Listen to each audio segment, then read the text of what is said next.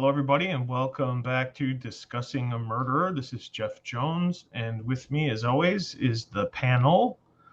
Starting from the top, we'll say hello to Big Jeff today. How are you today, Big Jeff? Hey, Jeff, great to be here. Thanks for having me on again. Of course.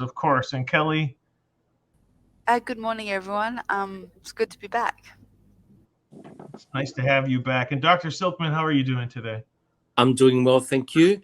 Thank you, Jeff, and hi to panel, and it's great to be here. Thank you. All right, well, let's get right to it. This is the second half of episode 5, and here we go. My mom had called me that Thursday, November 3rd, that afternoon about Teresa and said that she had tried calling her and Teresa's inbox was full. So I guess what I was interested in was why it was full, or when the first new message was, received in her inbox. I had a feeling that I might know her voicemail password, and so that's why I did call her voicemail. Did you listen to at least some of those messages that day? I did.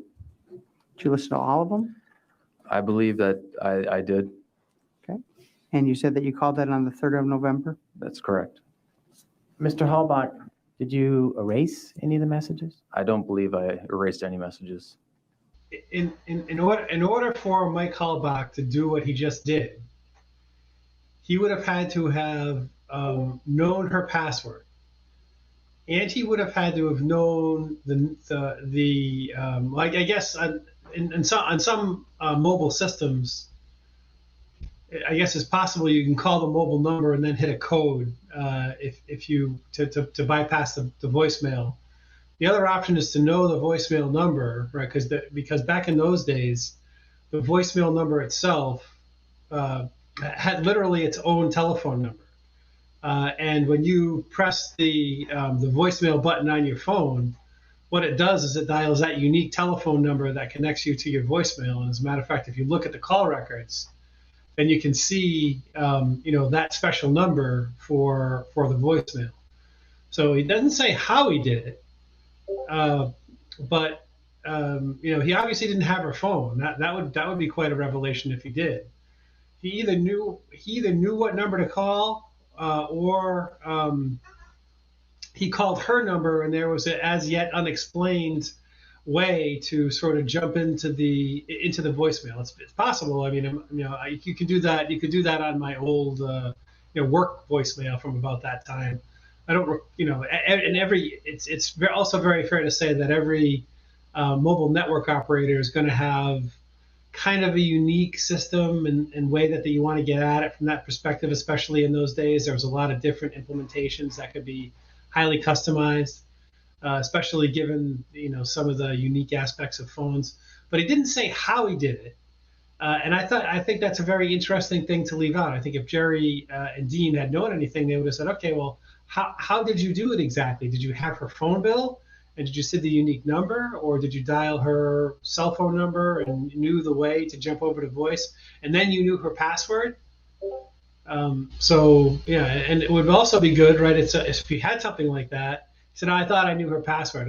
Maybe he got very lucky and knew it, or got it on the first guess. If he didn't know it or had to try a couple of different things, he would have had to call it as many times as he made guesses. So it's just there's just a lot of fishiness in my mind associated with it. People don't know my voicemail password. I don't know about yours.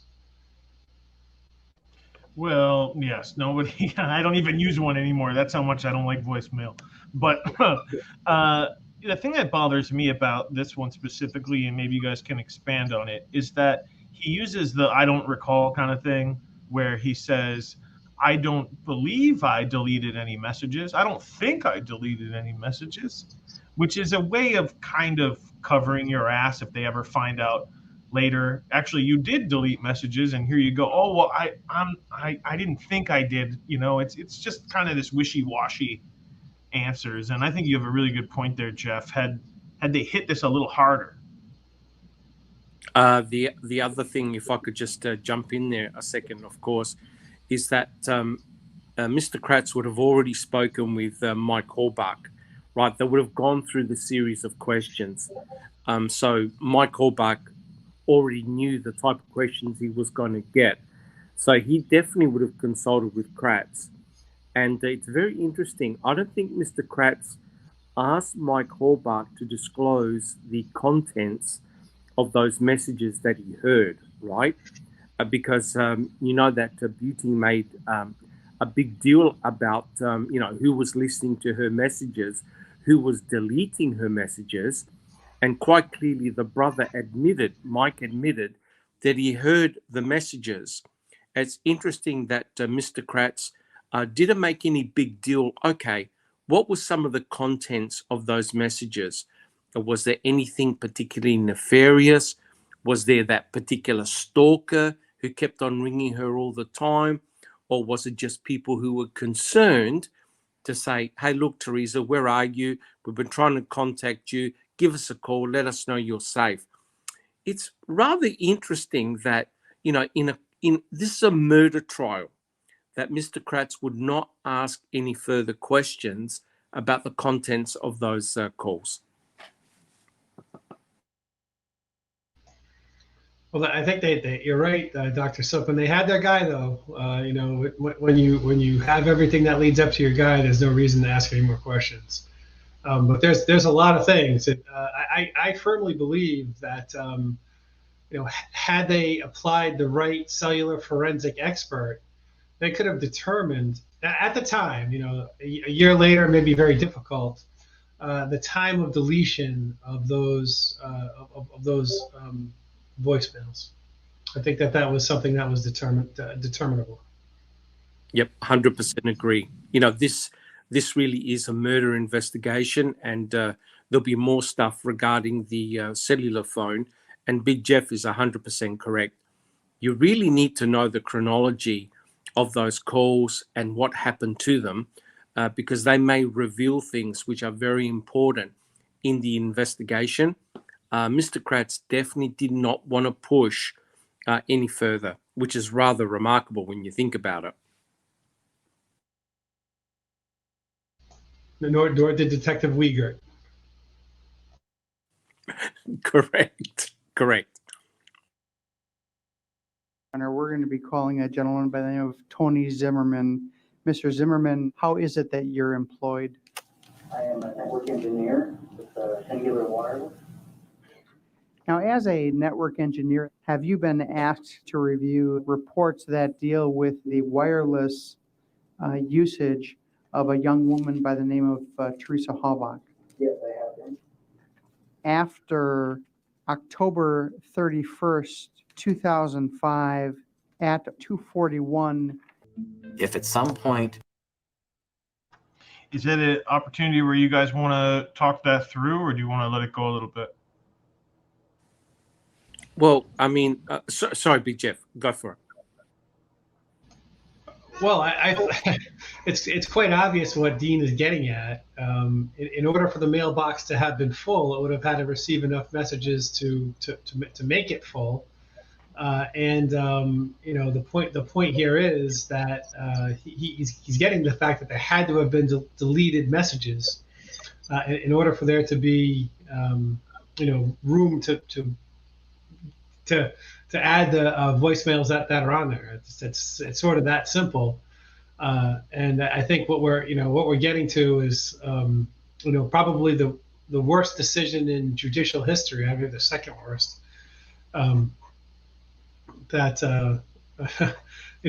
Judge Willis somehow is not going to have any intellectual curiosity about what happened to those voicemails, and to me that's just astounding. Yep, I agree, Big Jeff. And the comment I want to make is, who gave the person the right to, first of all, listen to the messages, and secondly, delete messages, right? So someone had to deliberately go in and listen to her voice messages and delete some of them, right? So who gave that person the right to do that? That these particular messages could have been very important to determine what happened to Teresa Horbach. It seems crazy. people who are fans of the Ryan theory, like to say, that it could have been Ryan himself that made some calls and said, "I'm going to bleep you, you bleep and bleep," and and he exonerated himself by that exact action before Mike Horbach even had a chance to listen to the voicemails. But wouldn't we see that reflection of those calls from his call list and hers, that he had tried calling? And then, because every phone call we do have, it appears that they do answer and have a conversation versus he's called and left a message. Unless he's using a completely different phone to threaten her. But you would expect to see that reflecting in his even call logs that he's been making phone calls, but we don't see it. We don't. We see 22 dropped calls, though. People were calling and finding her mailbox was full. Then some of the messages that were on that mailbox are gone. They were erased.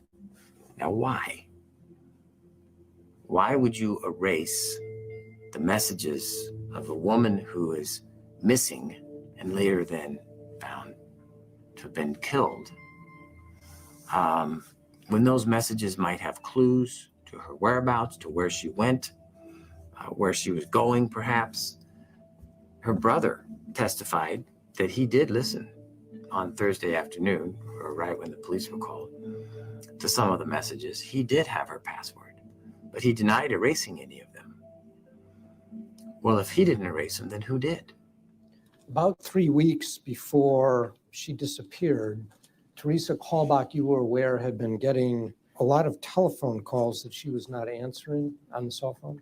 Yes, sir. She was standing almost right next to me in a day, and she got this phone call, and she looked at it and went, "Oh, not them again, or not him again," or whatever, and just kind of forgot about it.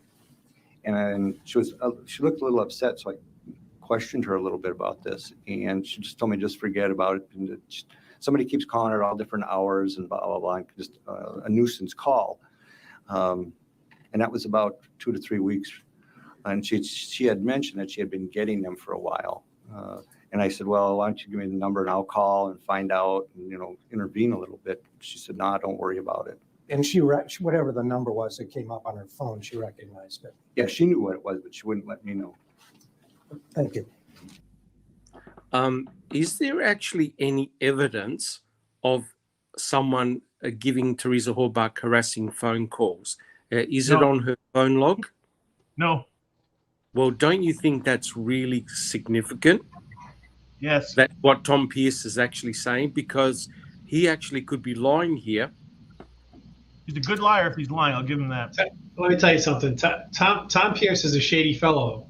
Tom Pierce is also the source of a piece of information that indicated that that Monday, October 31st, was Teresa's last day working with Auto Trader.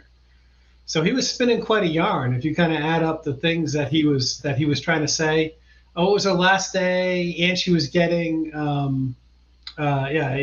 exactly. He's making the narrative, right? He's kind of framed some, reason for her disappearing. There's also a call. I think it happens on the 6th or the 7th, if I'm not mistaken, into Queso. I might be able to find it. And maybe we'll be able to cut it in, where an intern that he had the previous summer calls in and said, "You ought to look into this guy Pierce. He has kind of he gets kind of explosive personality." Temper Tom. Yeah. They call him Temper Tom. I call Temper Tom one hit wonder Tom, because he's the one that always gives these one hit wonders of the first of everything. He's the one that says, and I quote, someone was harassing her. I don't know. I think everyone that's looked into this case has gone to her phone records and have looked for this pattern of this harassing call. No one has found it. Not anyone. Every call that has been, looked into is almost accountable for. Then we have him saying, like you just said, Big Jeff, about this being her apparently last day. there is no record this was going to be her last day. When you look at her day planner, even, she's got more jobs through Auto Trader on her day planner of that week coming up. He also is the one that throws Ryan Hilligus as being the abusive partner. He's the one that finally puts that to light, and that was in 2017, I believe. He finally uses, because at first he references the ex-boyfriend, the abusive relationship, and then finally he name drops Ryan later. And he also is the one that is the very first one that says that she kept her car immaculate, that she was so proud of her car and that she was always really clean and all this stuff. And the reason why I bring that to light is because a lot of people, when they look at the car, the RAV, they always say, I thought she kept her car really immaculate and that she was so proud of it. Why is it always looking so dirty? There's something not quite right. And I always say to everyone, you're going off one man's word versus how she could have really been. He's the only one that's really said that. And in fairness to this case, Temper Tom was the only one in the entire case that Dietrich actually red flags. He brings up very early in his reports that Tom spoke about Teresa in past tense very quickly, and he found that quite interesting. And when you read Tom's also his reports, he actually makes some really interesting admissions by saying things like he gives a description of how he thinks she could have been attacked. He brings up being hit with a weapon. He brings up that she'd be feisty and that someone would have to take her from behind. There's a few things with Tom that I always thought that if there was ever an outside influence in Teresa's demise, that Tom could actually be a great Denny. Being the fact that everyone would be like, well, how would you connect her back to back to the salvage yard? Well, he would understand her writing and her plans and her work out how she would plan her trips, and if he had her paperwork, he could work it out. They shared space.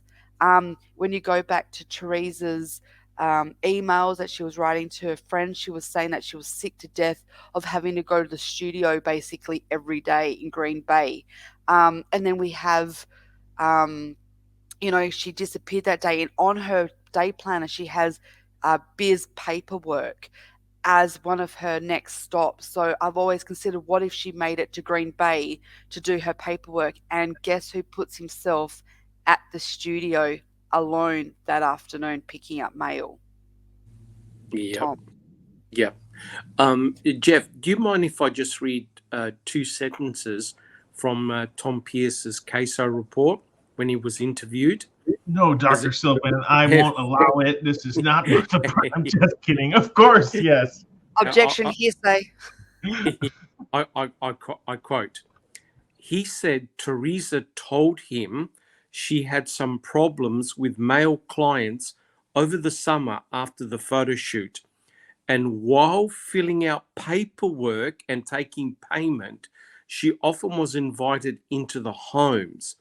He said, Teresa said, some males became verbally or physically flirtatious, offering her drinks, etc.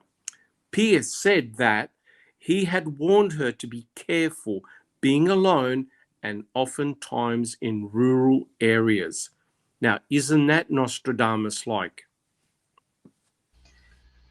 It really is. Boy, I was not aware of many of the things that Kelly said, and to me, it just raises the suspicion against a person like this, because that yarn that he's starting to spin, that only starts with the 2 things I said, keeps on piling on. So that's just crazy.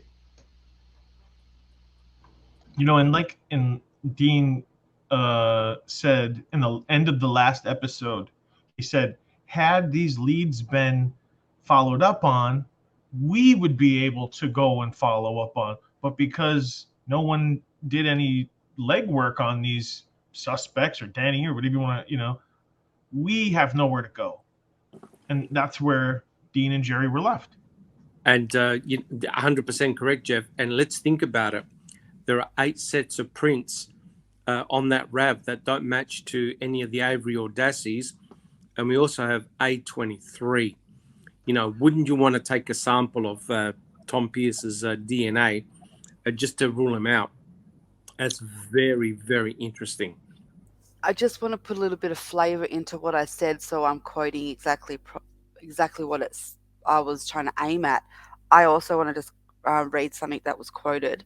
I have Pierce stated that he did not believe that Horbach had any enemies and that she was well liked. Pierce stated that Miss Horbach had not provided Pierce with any information regarding Horbach being afraid of anyone or having trouble with anybody. Pierce further stated that Horbach was feisty and was in good shape and would be able to fight back if she had the chance to. Pierce stated that whoever got to Horbach would have had to have ambushed her or hit her with a weapon or drugged her. And what do we find? We've got a warrant that talks about a metal object with blood on it in the back of Teresa Horbach's RAV4. Is that coincidental or what? Well, I'm glad you brought that up, Silkman, because you got to also remember it was Tom Pierce that told the law enforcement that he had given Teresa a emergency kit and that something was missing from the pack. How the hell did he know what was missing? Correct. And the investigators were trying to find a tool or a kit on the Avery salvage yard, but had no luck. So it seems that Tom Pierce is, he knows some stuff that I can't explain. I really cannot explain. And she whatever the number was that came up on her phone, she recognized it. Yeah, she knew what it was, but she wouldn't let me know. Thank you. So if your records show that on a certain date, messages were opened all the way up to that date on Teresa Horbach's phone, that would mean that somebody had listened to those voice messages. I'd like to be heard outside the presence of the jury. Mr. Kratz? He's about to show her some retrieved voicemails on the 2nd. If Mr. Buting's position, if his theory of defense is that Teresa Horbach is alive on the 2nd of November, we're entitled to know that. We're entitled to notice of that. That's my objection, is that it's irrelevant. Mr. Kratz may draw the conclusion that because messages are opened as of November 2nd, that means that Teresa Horbach was alive on that date. I don't. And I don't think the jury needs to either. But I do intend to introduce records that show that her voicemail was picked up at 8 a.m. on November 2nd. Something was going on with this phone in a very, very critical period of time for this trial, which is between October 31st and November 5th when her car was found, or November 3rd when she's reported missing. So Jerry made a little bit of a faux pas there when he said that there was something going on with this phone. What he probably really should have said was there was something going on with his voicemail account. A lot of people don't realize, maybe it's obvious, that your voicemails are not stored on your phone itself. And he may have been under that, under that misconception. Your voicemails are stored in some processing center that's sort of centralized, to the phone company itself. And that's why there's a separate phone number that gets you there. Perhaps if he had, made it clearer that he's talking about the voicemail account as opposed to the phone, he might have gotten a better result out of Judge What You Talking About Willis. That's a really good point, Big Jeff. I mean, for me, this was truly a head scratcher moment during the trial. Why on earth would Mr. Kratz be visibly so upset when it comes to the voicemails, right? This is a murder investigation where everything should be put on the table. And the mere fact that he asked the judge to excuse the jury, I want to ask the panel, why? What was his motive of making sure that the jury didn't hear the discussion? Why? What was the motive? Because he feared the reasonable doubt. He feared that you plant that somebody that wasn't Stephen.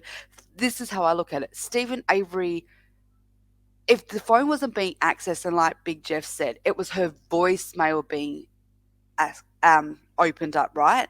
So how the hell would Stephen Avery know the phone number? How would he know her password?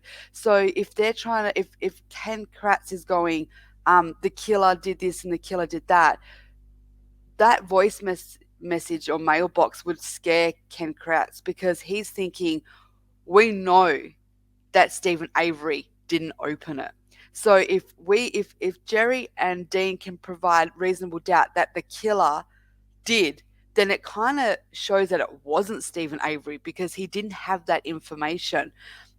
And I think that I actually want Big Jeff just to say it in like out loud so I can even understand. And I think a lot of people always go back to this.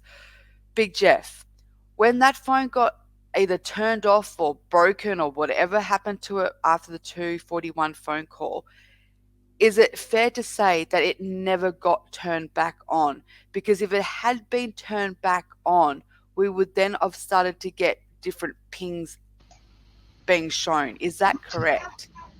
Okay, so you have hit on something that is very interesting in sort of the cellular standard. So how many times do you think the word ping is used in the cellular standards?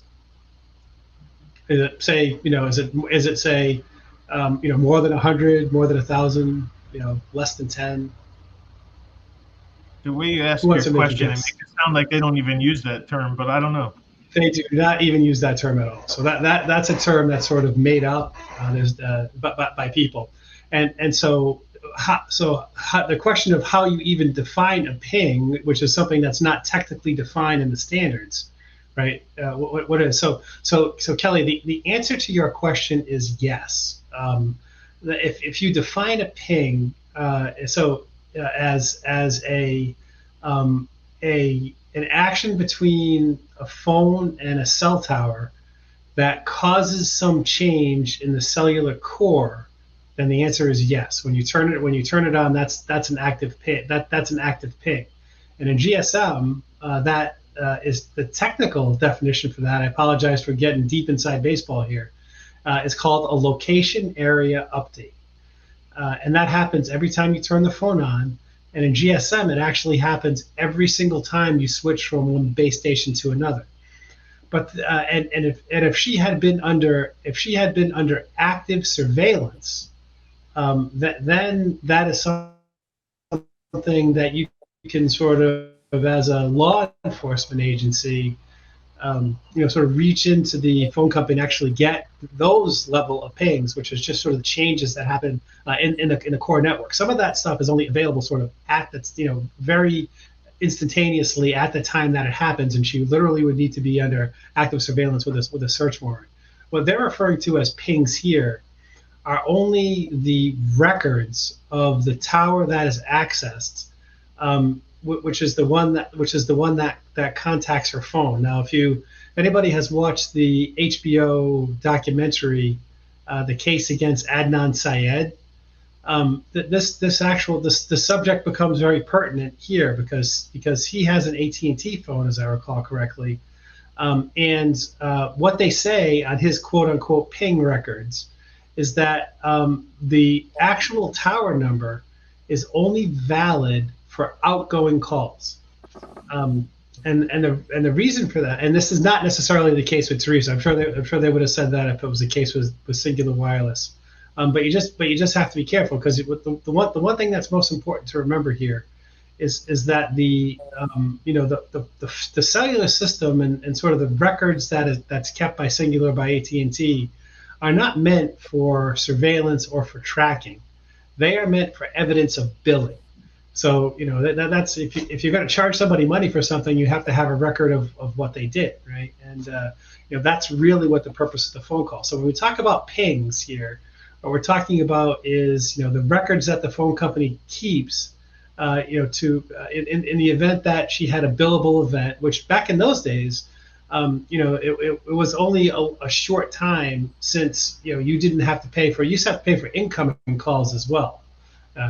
Back when cellular first started, and depending upon what company you were with, that sort of evolved over time to whereas the calling party had to pay the wireless bill, and then they just sort of stopped charging for incoming calls altogether because that was too much to manage. But yeah, so the definition of a ping that we're talking about, meaning that it's a record of a call. That would not have been, just starting your phone would not have been recorded for that. Now, if you want to talk about texts, that's something different too, right? Because if you go on vacation and say you leave your phone at home for vacation, you turn it off. When you come back and you turn it on, you expect to retrieve those texts, right? That you missed when you were gone, and that happened back then too. So when you turn on your phone after some time, there's always a chance that you could download a text, and the record of the delivery of that text would show when you turned that back on.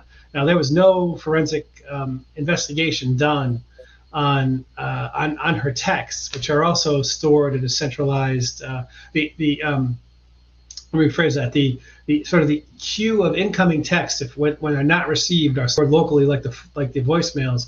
But when you retrieve the text, it's stored on your phone, and it's not stored in the two places. But what you might have, or what you do have in the so-called short message service center, is a record of when that was delivered. Potentially, depending upon the service, might have what tower it was delivered through as well. I can't be certain about that latter part for the specific service that we have. So depending upon what your definition of a ping is, if you use the same definition as me, turn it on your phone causes a ping because it causes a location area update. But they're not using that same definition here. And I apologize if that confused the crap out of everybody. Big Jeff, that was an excellent explanation. I think we can all agree that there was no further cellular activity on Teresa Horbach's phone after 2:41 p.m. on October 31st. Big Jeff, can you summarize for us and for the audience what can happen to a mobile phone to suddenly go dead like that? It's good that you actually asked that question because I'm always curious about the Cfna option. So we see her or somebody or somehow did the call forward not answered. I think that speaks in this case lots for everyone because did the phone go flat and that's why it went to call forward not answer? Did she have to physically press that feature for it to go there? Did someone else press that? How do you access that feature for it to happen? That's basically the question I'm really interested in.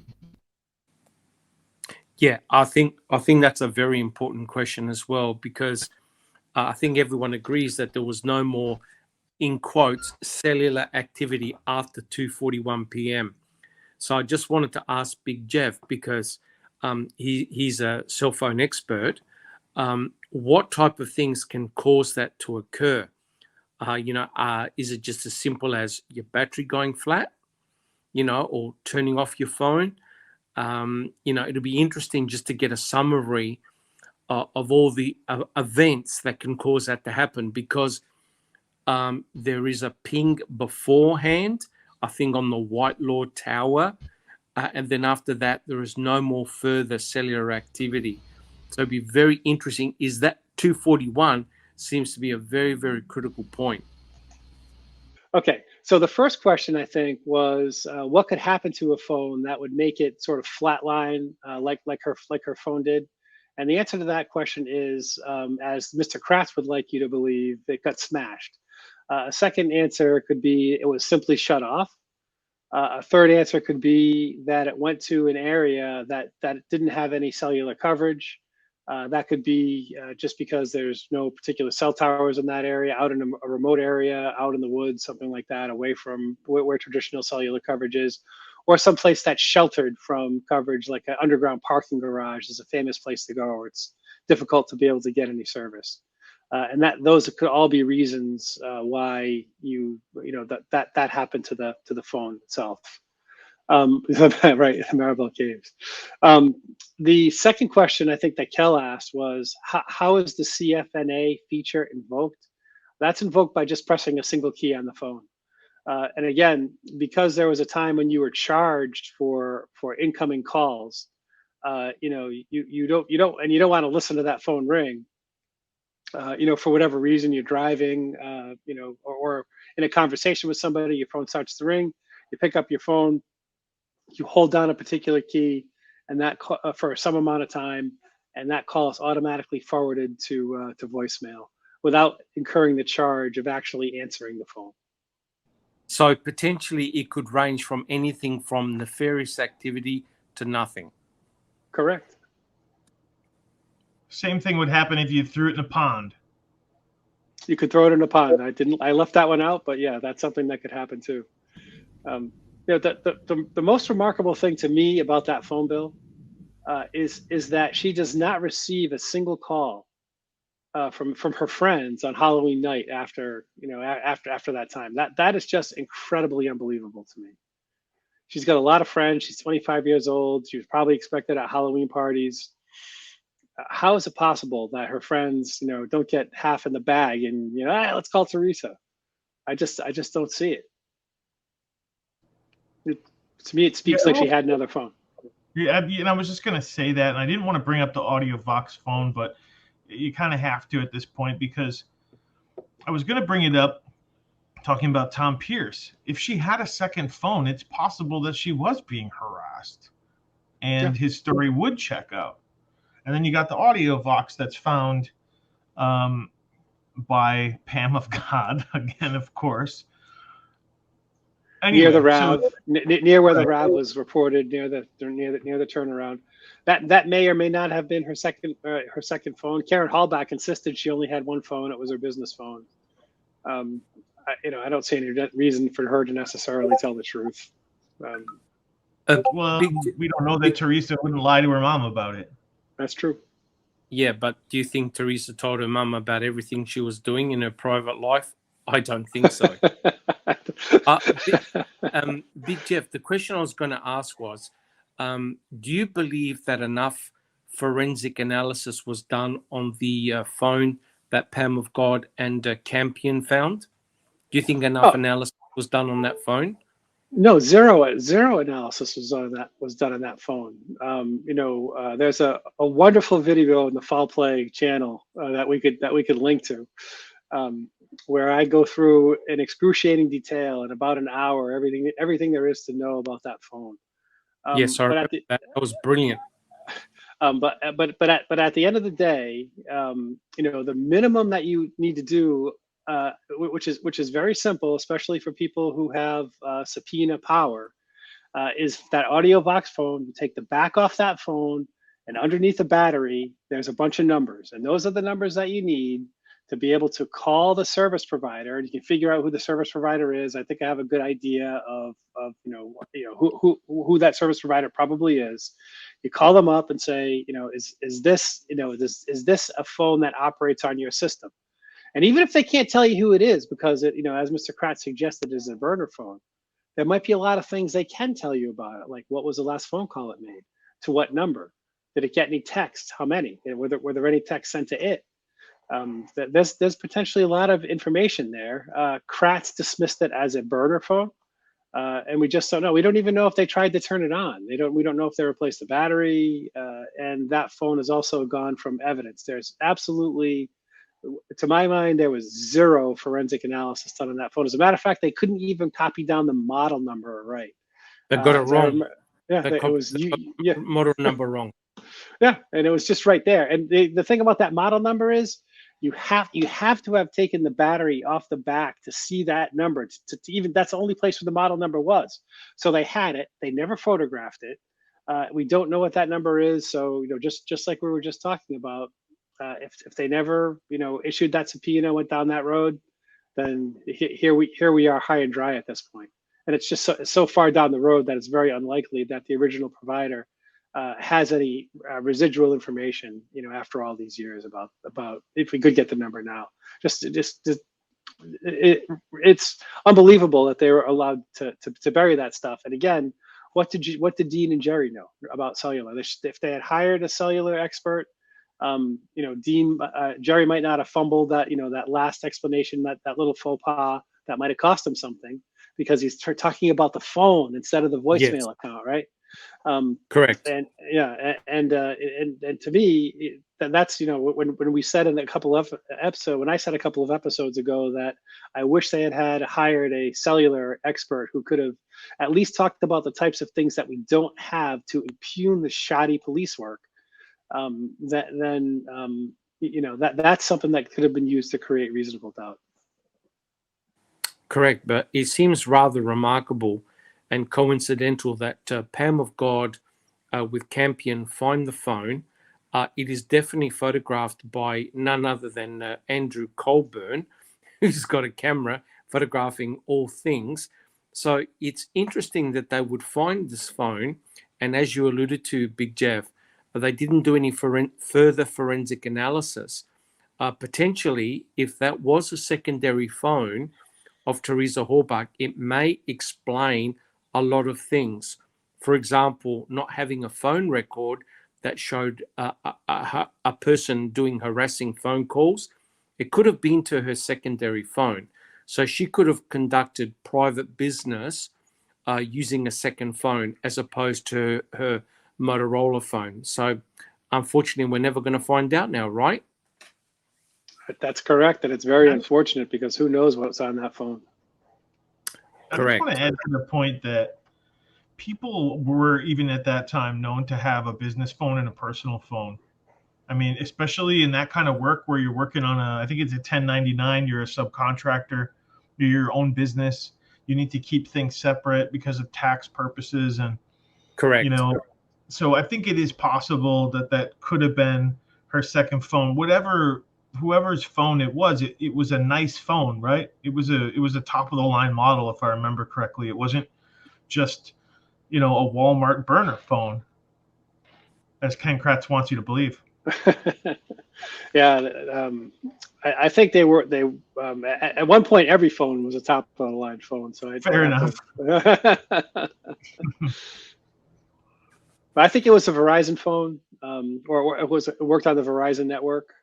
Is my guess, because it was the model. The first three letters in the model number are CDM, and the technology that Verizon used at the time was CDMA. Stands for Code Division Multiple Access, which nobody knows what that means but me. So, but that's very those three letters are very telling in the cellular industry. Let's put it that way. I guess if you have to flip a coin on it and say, was it her phone? Wasn't it her phone? Just given the way that the case goes, they're hiding it, so it must be something. Sorry, Jeff and Big Go Jeff, ahead. but the insanity is this, right? You've got a missing person, okay? You find a mobile phone very close to, I believe, the turnaround. So in the same general vicinity where individuals have seen a vehicle matching Teresa Horbach's RAV4, right? And you're thinking to yourself, look, we've got a missing person here. We find a mobile phone and we call over Andrew Colburn to take a photograph of it. So clearly it is important. They didn't dismiss it right offhand. The fact that they didn't do any further forensic analysis, I believe, is very telling, in my opinion, because it could have made the story that the state was trying to push a hell of a lot more complicated, if you get my drift. Yeah, it might have been, the murderer's phone too, for all we know, right? I mean, it was dropped, and if in a Pierce panic was right, and there was a struggle, right? Either one of those two, or just simply by accident, then there's potential value to that forensic information that's on that phone. And the irony, of course, is, would they have forensically analyzed that phone if it was found on the Avery salvage yard? And the answer is, you betcha they would have. That's right. Tells a lot. Says a lot. How does that help this jury decide who killed her? That's what the jury's here to do, Judge. Because unless the state's prepared to establish that Mr. Avery had her password, then he's not the one who's listening to her messages on Wednesday, November 2nd at 8 a.m. So that, and their theory is that he's already destroyed the phone. Somebody who knew her, somebody who may have had a motive that he doesn't have, and somebody who may have had opportunity was doing that. Sounds like I'm not suggesting that she was third-party still alive. liability, Judge. Yeah. That's what it sounds like. I don't, Now, I'm not going to argue that part to the jury because that's what the court says we're not going to do. But as far as what's relevant is the police have had this report and the police have not followed up to find out what's up here. does the state know who accessed the voicemail? I suppose if there was an inkling that Mr. Buting was going to suggest that Ms. Horbach was alive at that time, this is something that could have been looked into investigatively. It's another thing that we could do, Judge, if the defense is changing its theory. This is not changing the theory at all. This fits perfectly to show that they have not followed up this investigative lead because this investigative lead points elsewhere than Mr. Avery. And here we are in the middle of the trial and it hasn't been investigated. The jury has a right to know that. All right, I'm, I guess, having trouble seeing the apparent relevance of it at this stage of the trial. Let's bring the jurors back in. Can I just make a quick comment? And I'm sure Big Jeff and Kelly will as well. The very first time I saw this, I thought, Stephen, you're doomed, right? He is doomed. How can a judge fail to see the relevance of this, where clearly the state, Ken Kratz, is visibly very upset, is completely rattled. Buting made some excellent points. And what does Ken Kratz say? What does he say? Oh, we have a right to know if Teresa Horbach was alive. Well, excuse me, Mr. Kratz, this is a murder investigation where you put everything on the table.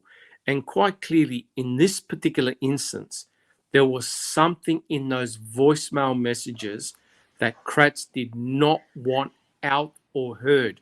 And I'm telling you right now, I'm sure Mr. Kratz, I'm not sure whether the other panel members will agree with me, I'm sure he had discussed the contents of those voicemail messages with Mike Horbach.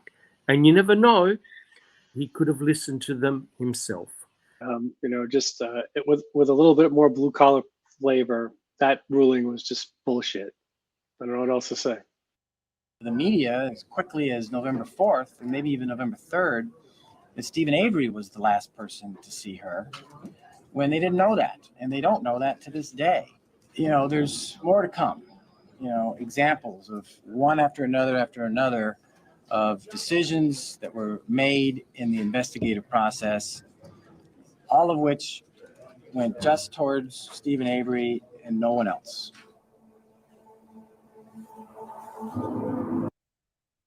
I mean, I hate to stop it so frequently, but that's really the point, and that's really important in the case as it goes forward. And I know we've banged this drum 100 times, but we have to do it again. They weren't looking at anybody else. They didn't investigate anybody else. To me, Jeff, the question is not whether this is a case of police myopia. The question is the question is this a setup in the same way that 1985 was a setup? That is the real question, because they knew what they had to do. They knew they needed a whopper. It's too much of a miracle that Teresa Horbach went missing when she did at the time of Stephen Avery's life that it was, and it's just, and the amount of evidence that trickled in exactly when it needed to it's so obvious that some of this evidence is planted, and with all of this highly suspicious crap, it's not, to give them the excuse that this is myopia versus a giant setup is not even believable to me, and that's where I will, I'll die on that hill. Yep, truly remarkable. And if you didn't catch it when Mr. Kratz was talking, he kept on mentioning 904.03, right? And I just happen to have the statute in front of me. Would you like me to read it out, Jeff? I just happen to have the 904.03 statute, and it is, I quote, exclusion of relevant evidence on grounds of prejudice, confusion, or a waste of time. And it further goes on, although relevant, evidence may be excluded if its probative value is substantially outweighed by the danger of unfair prejudice, confusion of the issues, or misleading the jury, or by considerations of undue delay, waste of time, or needless presentation of cumulative evidence. That's what Mr. Kratz was sprouting to Judge Willis, 904.03. So he's basically considering, hey, don't present the voicemail evidence because potentially it could be prejudice, confusion, or a waste of time. And the judge bought it because the judge failed to see the relevance. Yeah. Or did he? You know. Good point. Very good point. Also used the Denny argument, the third party liability. He threw that in very early as well, basically saying, what are you trying to say, that there was someone else involved? You know you can't judge. You know he can't do that. There's no third party in this case. You can't sit there and say it could have been somebody else because that's already been ruled and it's out. If you Correct. go back and he brings that up, that's his very first argument. He throws Denny back, the Denny argument. That's 100% correct. And the only person that the defense could mention is Brendan Dassey. So what are we now to believe? That Brendan Dassey was calling Teresa Horbach or manipulating her messages? And notice, guys, how quickly the judge said, yeah. As soon as Ken Kratz said third party liability, the judge immediately said, yeah. They always saying, I'm the last person who's seen her. So how can I be the last one? I saw her leave.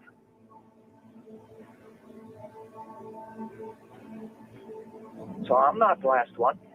Whoever did this is the last one.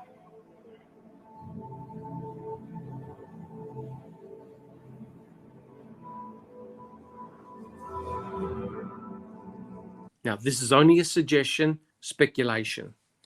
Could it be possible that Teresa Horbach did leave, but was encountered before she left the property? Is that possible? Why wouldn't it be possible? Well, there's a burden as to what happened to the car. Yes. If Stephen saw the car take a left on 147, unless he's lying about that. Yes. Or you wonder whether it was Bobby Dassey that he actually saw. But according to what Bobby said, he turned right on 147, not left. So potentially, it can be very confusing. Correct. The answer to your question is yes, it's possible. And whoever did attack her jumped in the car, hit her, jumped in the car, and was doing this as he was driving out. Correct me if I'm wrong, but wasn't Chuck in the front office? He was. Okay, interesting. A chase for the truth in a criminal trial can be vain. Justice, it seems to me, is staying true to the set of principles we have about what we do when confronted with uncertainty about the truth. On which side do we err? Do we err on the side of depriving a human being of liberty, or do we err on the side of a human being sustaining his claim to liberty when we're uncertain, as we almost always are?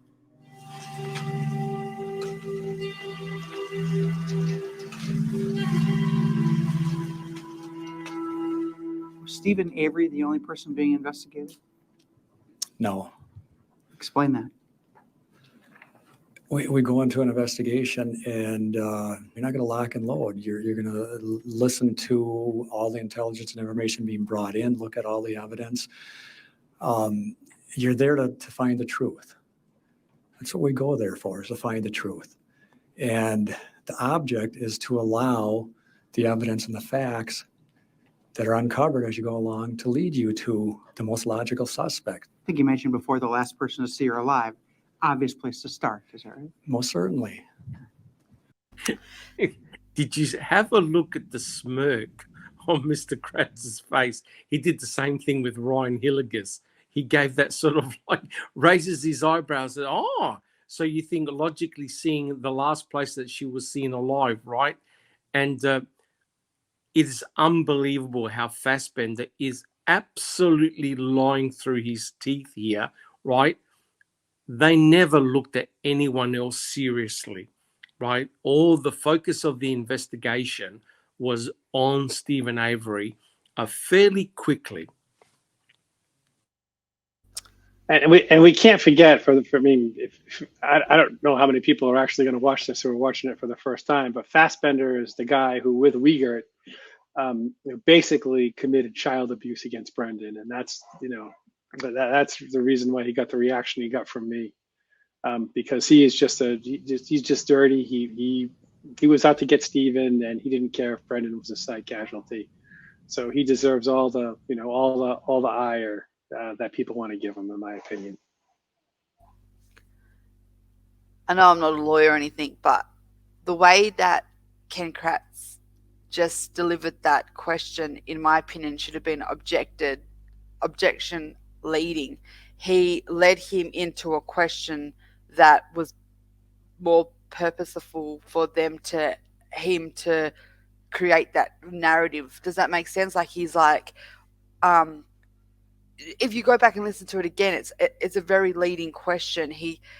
The way he delivers it, Fassbender has only one way to respond to that, and that is Ken Kratz's way.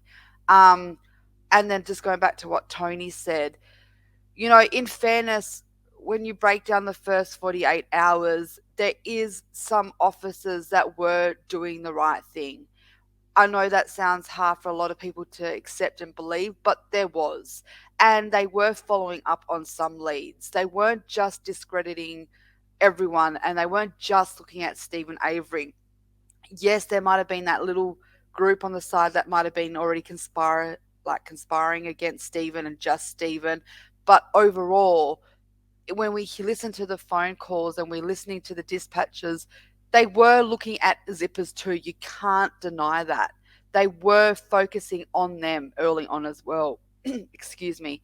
We also have the fact that, Brad Checks comes into it very early on, and they do go out and interview him. And then there's even someone reporting that they drove around his area looking for her RAV just to see if it was there. So the reason why I say that is why I keep going back to that first 48 is because when you really break it down, you really all got to understand when that RAV was found, and I say delivered on a silver platter, it made the investigation stop. It stopped them from having to look outside that box.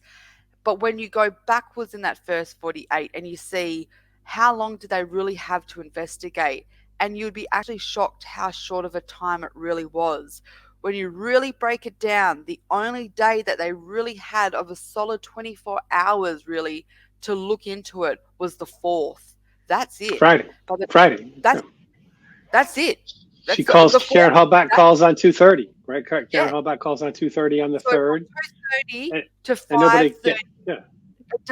It doesn't even start. It doesn't get onto that desk of Leslie straight away.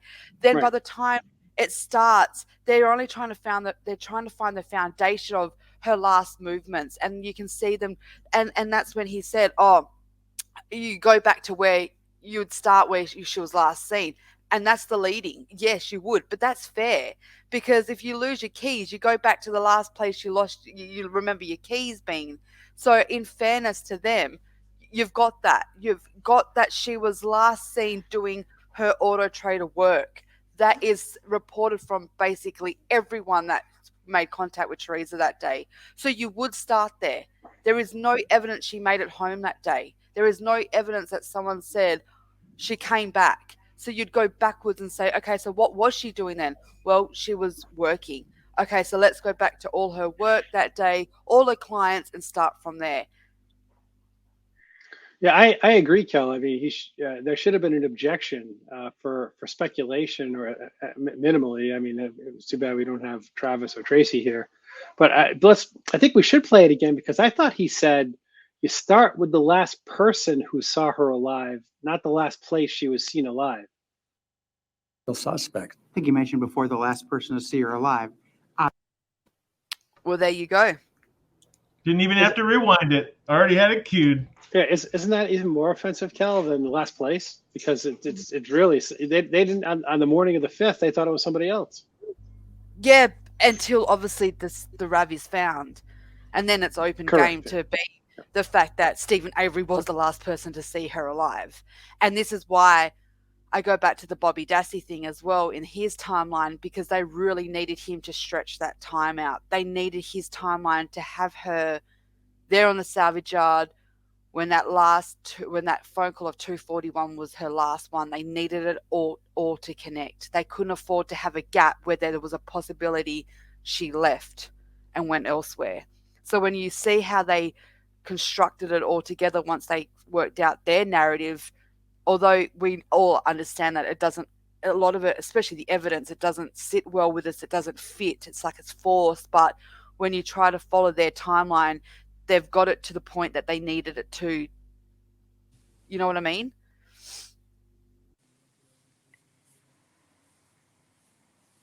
Yeah, but to me, this is really worrying, right? And I'll tell you why in a second. As you know, Foul Play, we've been having a look at Mr. Kratz's book. And I think one of the most important passages in Mr. Kratz's book, I'm going to read it out because it's highly relevant to what he just said in court. Jeff, you don't mind if I just read a minute or so? Yeah, because this actually ties in with what Kratz just told Mr. Fassbender. I'll quote. This is from Ken Kratz's book. I'll quote. On November the 3rd, 2005, Mark Wiegert, one of 4 full-time Calumet County Sheriff investigators, knocked on my door. Quote, "You're not going to believe this," Mark said.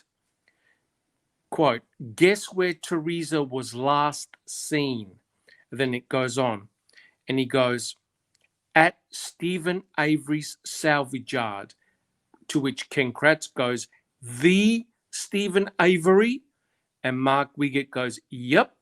Mark said, leaning back with, "How do you like them apples?" expressions on his face. Hold on. We're talking about November the 3rd, the very day that Karen Horbach rings up to say that her daughter is missing. The name of Stephen Avery is already mentioned by Mark Wiegert. This is what's in Ken Kratz's book. Do you think he made that up, or is that real? I think it's real, but I'm just not confident that he's got the right date, or something's really, really wrong here, because he's claiming it happened on the 3rd. In the timeline, Mark doesn't really find out till the 6 p.m. Oh, no, my apology. Andy Colburn doesn't go to the Avery salvage yard until around 6 p.m. to 6:30 p.m. So my question is, unless Ken Kratz was in his office around 7 p.m. at night, how could this conversation happened? Because Avery doesn't come into it well until Stephen Avery confirms it was him until later that evening. So unless they're all still at the office, which I'm not disputing isn't a factor or could be a truth, I just don't understand why that conversation would happen unless they were doing after hours. Because I can't see them being in that office at that time of night, especially Ken. That's a possibility, but why on earth? I mean, surely when you're writing something like this, it's got to be fact checked, right? Ken Kratz isn't going to pull out November the 3rd out of thin air, right? So how on earth on that, this, now remember, Teresa Horbach is a missing person at this case, and the name of Stephen Avery is already mentioned on November the 3rd. It has to be made. Yeah, I got you are absolutely correct. This guy wouldn't know the truth if it came up and bit him in his fat ass. Yeah. So I suspect that Keller's right that the day is wrong, or it's just an outright lie, because it doesn't make any sense. Even as the morning of the 4th, they thought he probably went to Zippers. All they could have known on the 3rd. Well, I think it depend, like you say, depending upon how late it is. I just don't see that they had that level of information on That's the 3rd. correct. Yeah. That's correct. But Mr. Kratz is giving the impression that, well, that justifies the reason why we put the spotlight on Mr. Avery so early on, right? This is remarkable. For all we know, Teresa Horbach could have gone camping. Dr. Silkman, can you just correct something for me and make sure that I'm on the right page? Is there other context around that? I'm pretty sure I remember him stating the morning. Doesn't he say something about the morning? And everyone's pulled him up on that as well, going, how could it be the morning when Teresa on the 3rd wasn't even reported missing that time? Where does the morning come in? I swear there's something that he says about the morning, and that's what's making me think it's the 4th, the morning of the 4th. He just wrote the 3rd. Yeah, well, the interesting thing here is that this is his 2nd edition, right? And we've also got a copy of his 1st edition. So what I'm going to do is check and compare. In fact, one of our team members, Susan, has done a comparison between 1st edition and 2nd edition. And I'm going to go, when off air, I'm going to go check to see whether he originally had morning on there, because in his 2nd edition, he's definitely got on November the 3rd. Right? So I'm wondering what his motivation was to change it, if it indeed is an error. And when you think about it, guys, that's a huge error to make in a book, because at that stage, at that very early stage, the only thing that people knew was that Teresa Horbach was a missing person at that stage. Surely you can't be mentoring people like Stephen Avery, not on November the 3rd, surely. He was a small-time little celebrity there, though, at that stage, though. So without it being nefarious, I can see that conversation actually happening, though. Like, and not in a malicey way, but of course it is weird, and it does seem directive, but I can also see it happening, like, holy shit, we've just found out there's a missing woman going on, and guess who it comes back to? Who? Stephen Avery. You're joking. Like, he would have been the talk in the offices and around the area between them all. He was suing the county. He was suing officers, like, well, not officers, but he had a lawsuit, for God's sake. He wasn't a stranger to them. He was public enemy 101. So I would actually find it ironically more odd if they ignored it and was like, oh, let's like not talk about it, because that's more nefarious to me, because we know deep down that's not their thoughts. What are they trying to hide their feelings for? Bullshit. Be honest. We know you're happy that this is all. So you know what I mean? Like, the fact that they're honest and like, yeah, we will all like get fucked. It's fucking Stephen versus, oh, no, let's not talk about that. Come on, we know those conversations would have happened. The only difference is he's just saying straight up, yeah, we did. We had the conversation. We know they would have had the conversation. Yeah, but what is unbelievable was when Mark Wiggett says in quotations, guess where Teresa was last seen? You got to be kidding me, right? So, in other words, Teresa was not seen anywhere else between October 31st and when she was reported missing. Right, and so let's just say for a second that Kelly is correct, and that it did get from Coburn, who did go to the Avery property, back to Wiegert when did they talk to Zipperer?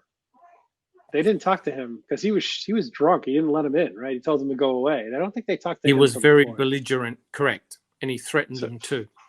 And oh, by the way, he wasn't home when they were home. So how could they possibly have established that she didn't go to Zipperer's first or Avery's? So yep. So that there again, the sort of the surety with which he's making that statement in his book is typical of Ken Kratz. He's trying to he's spinning a story to sort of bolster his narrative as opposed to exactly. As to how he's not really telling what happened. He's painting, he's doing a Bob Ross and painting the background.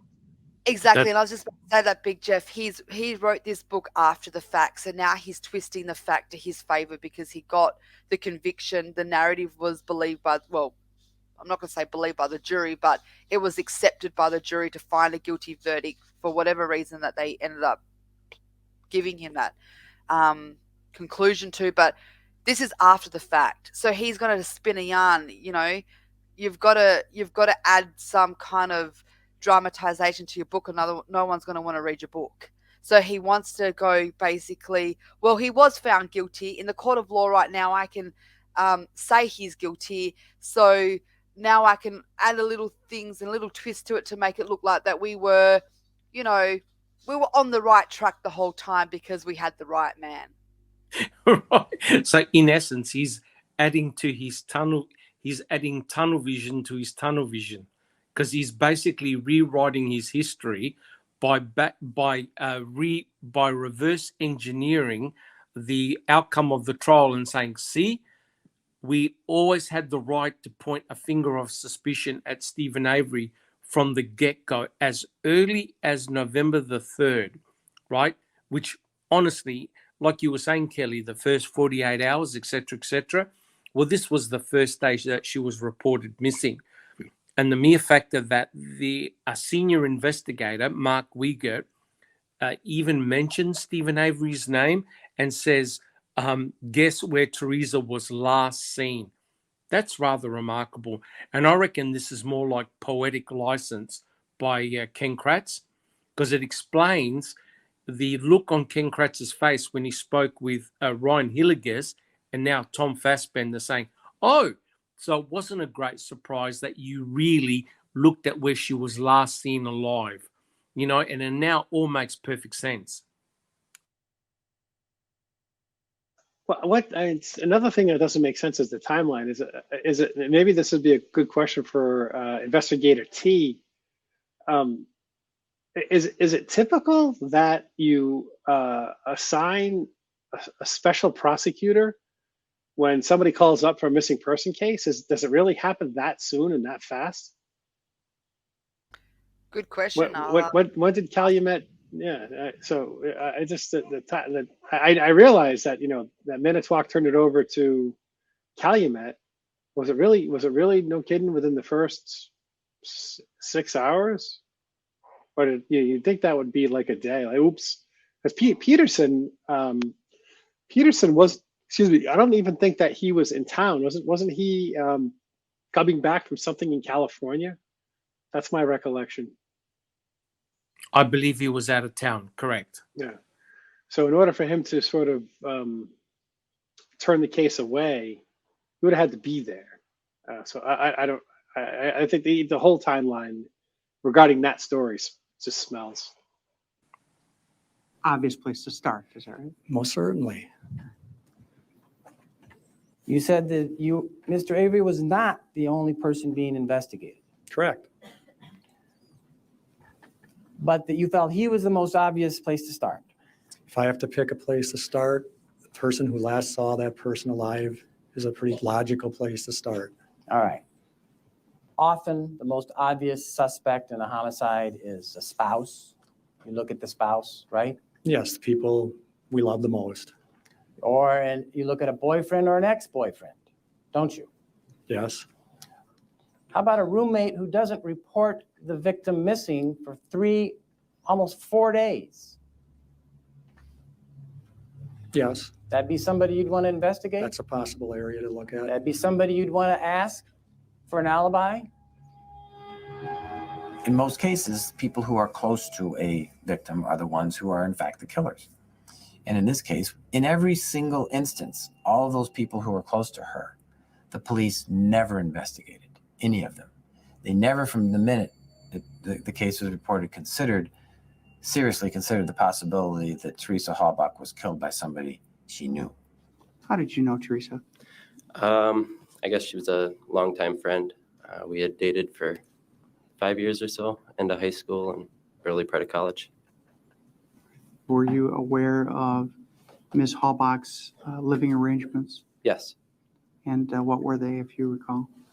She lived in a house with a friend of ours, Scott Bladorn. And was it your understanding that Scott and Teresa had any kind of a romantic relationship? No romantic relationship. Just roommates? Just roommates. Mr. Hilgis, when was the first time that you heard your friend Teresa had gone missing?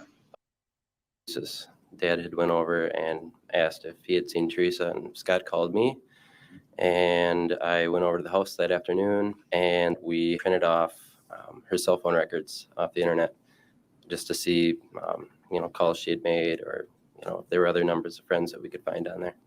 Finding her cell phone records, how does something like that occur? Well, there were a couple of us that tried figuring it out, but basically figured out her password and made up a username that worked and got into her phone records, and they printed right off. Look, if you're looking at body language, have a look at Duper's delight there and the smirk and the raising of the eyebrows. Now let's be serious here for a minute. His ex-girlfriend just got butchered and murdered, cremated, you name it. And have a look at the smirk on his face. Is that an appropriate response to, we just guessed her password? That's rather bizarre. So now this is the second person, apart from her brother, that guessed her password to listen to messages. That's really interesting. And what is this bullshit about making up a username that worked? That doesn't even, to me, make any sense. So,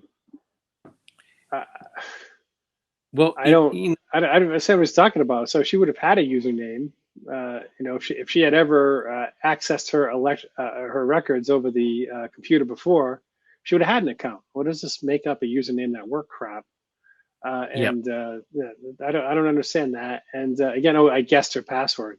I think it's more likely that he was that he knew if he knew her password, or if it had been innocent and say, I've known her for so long and she didn't really know how to use the phone, and I'm the one who helped set her things up, and she told me her password and this was it. Why wouldn't he just say that? Because that would be sort of an innocent explanation. It's more likely if he knew it, that he knew it and she didn't, and he stalked her. That's correct. The implication is obvious. If he knew her password, you have to beg the question: how long has he been listening to personal messages? How long, right? It begs the question: was he in actual fact stalking her for a long period of time? So that's why he started to play real coy. We just guessed it, right? And correct me if I'm wrong, Big Jeff, but isn't it a criminal offense to break into someone's personal voicemail messages?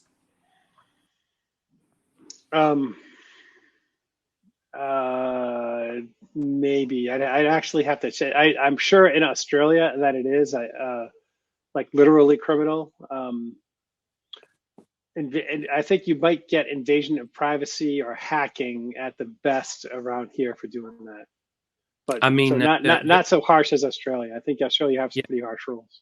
Well, in the US, correct me if I'm wrong, but didn't the FBI get really pissed off with Apple because Apple refused to give the FBI, I think, password to get into someone's phone, because Apple believe in the right of privacy. And in actual fact, you now have to sign some type of disclosure agreement that when you pass away, the contents of your phone can be disclosed to a third party, right? So it's Correct. not an easy thing to get into someone's personal phone and start listening to personal messages, I believe that's a violation. Yeah, there's no question that there's there's an intent to give the users their privacy. The question is whether you can be hauled off to the pokey for doing it. And certainly it's not going to be something that people are going to be happy about, and perhaps the police could show up to your house. Not something you want to be accused of and found out to be true, because it just impeaches your character for sure, minimally. But I can't understand Blowdawn. Why is he ringing up Hillegas? Why isn't he conversing with the family, right? I mean, he is staying in their I think grandparents' home. So why not ring up the brother and start communicating with the parents of what his intentions are? Why is he ringing up Ryan Hillegas? Good question. Figured out her password and made up a username that worked and got into her phone records, and I mean, they printed right off. Now tell me about this online search.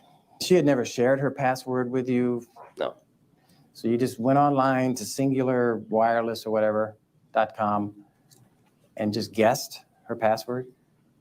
Well, we had just kind of figured that it would probably be something relating to her sisters, and I believe it was their birth dates that got into it for us. I'm not exactly sure about what the password was, but. Okay.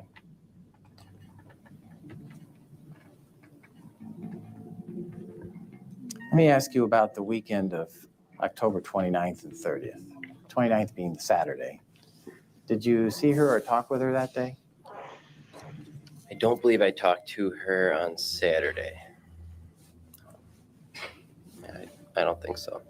Okay. Did you talk with her or see her on Sunday? Yes. And where was that? At her house. And how did that come about?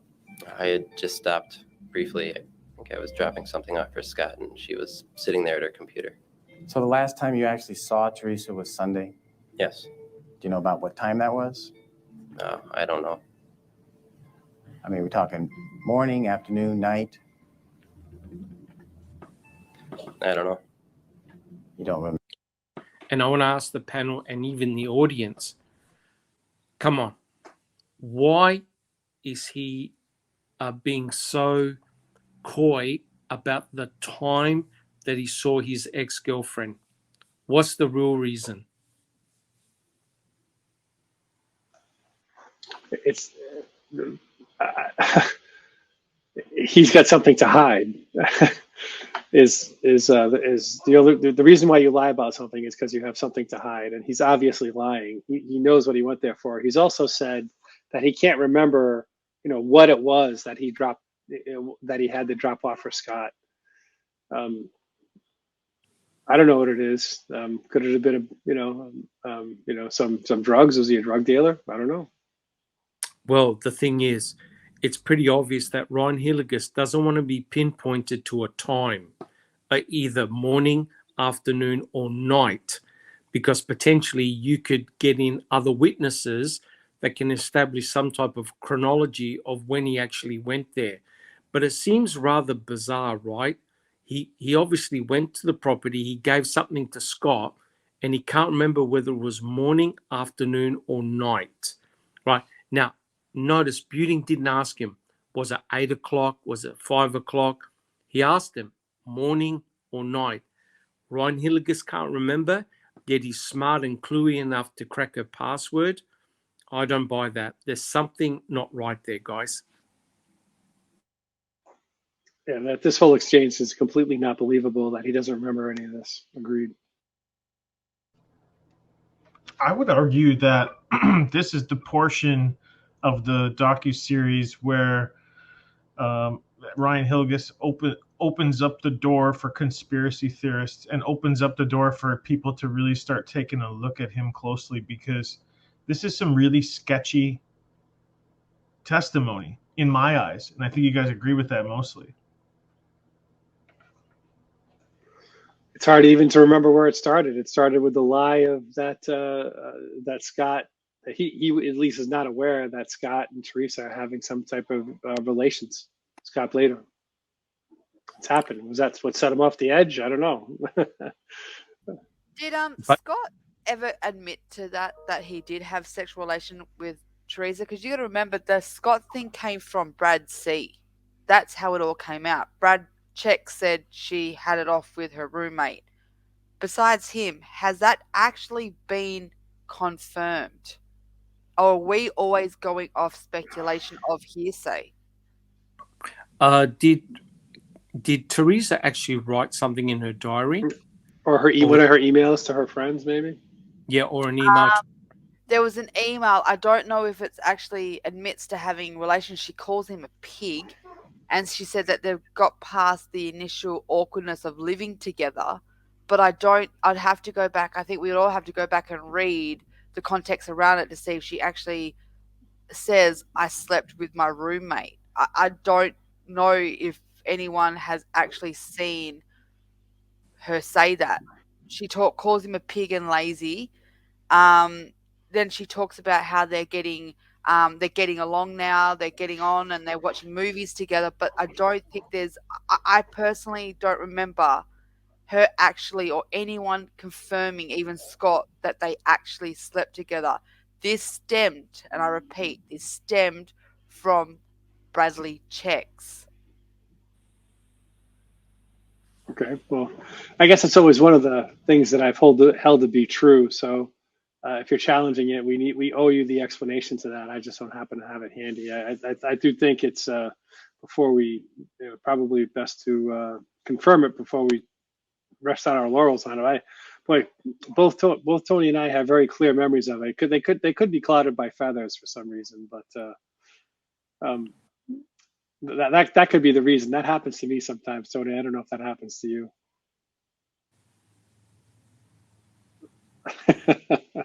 Yes, I do. I do remember there was mentioning that that Teresa did have sex with Scott Blowdorn, but I agree with Kelly. We need to confirm it and make sure that it's just not like a hearsay. Right. Correct. I agree. I don't remember it all. All right, by the time that Calumet County investigators arrived, I take it you guys were pretty concerned about Teresa's well-being, where she was. Yes. Did the police interview you and Scott together, or did they put you in separate rooms when they talked to you, or how'd they do that? I believe we were in the same room. Okay. Did the police ever ask you for any kind of alibi for October 31st? No. They never asked your whereabouts whatsoever? I don't believe so. Okay. So it'd be fair to say that you weren't in any way treated like a suspect that you could tell. That's correct. And even on the 5th and thereafter, when the search narrowed into the Averys, the police actually let you through some checkpoints along with some other searchers, you leading them to come and search the area, right? Yes. The area around the Avery property that they had made off limits to the general public, right? Yes.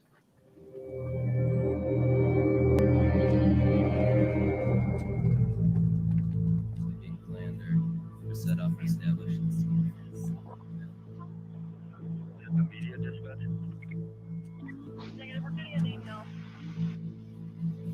Now, with you being the coordinator of this citizen search effort on that Friday, that is the day after Teresa was reported missing, what efforts were being developed to try to find Teresa?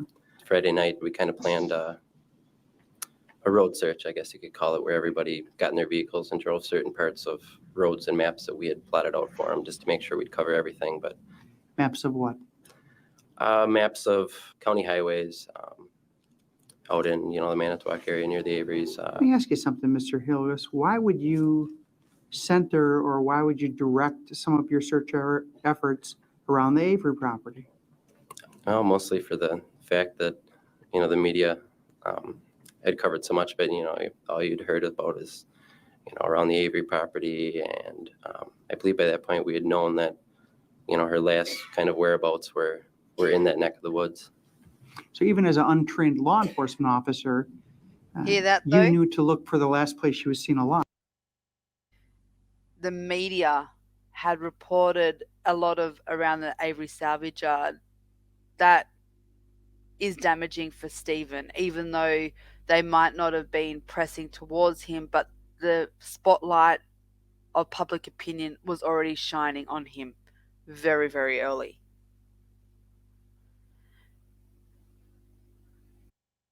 I had met them Saturday morning. They showed up after the good majority of everybody else had left, but that was the first time I'd met them.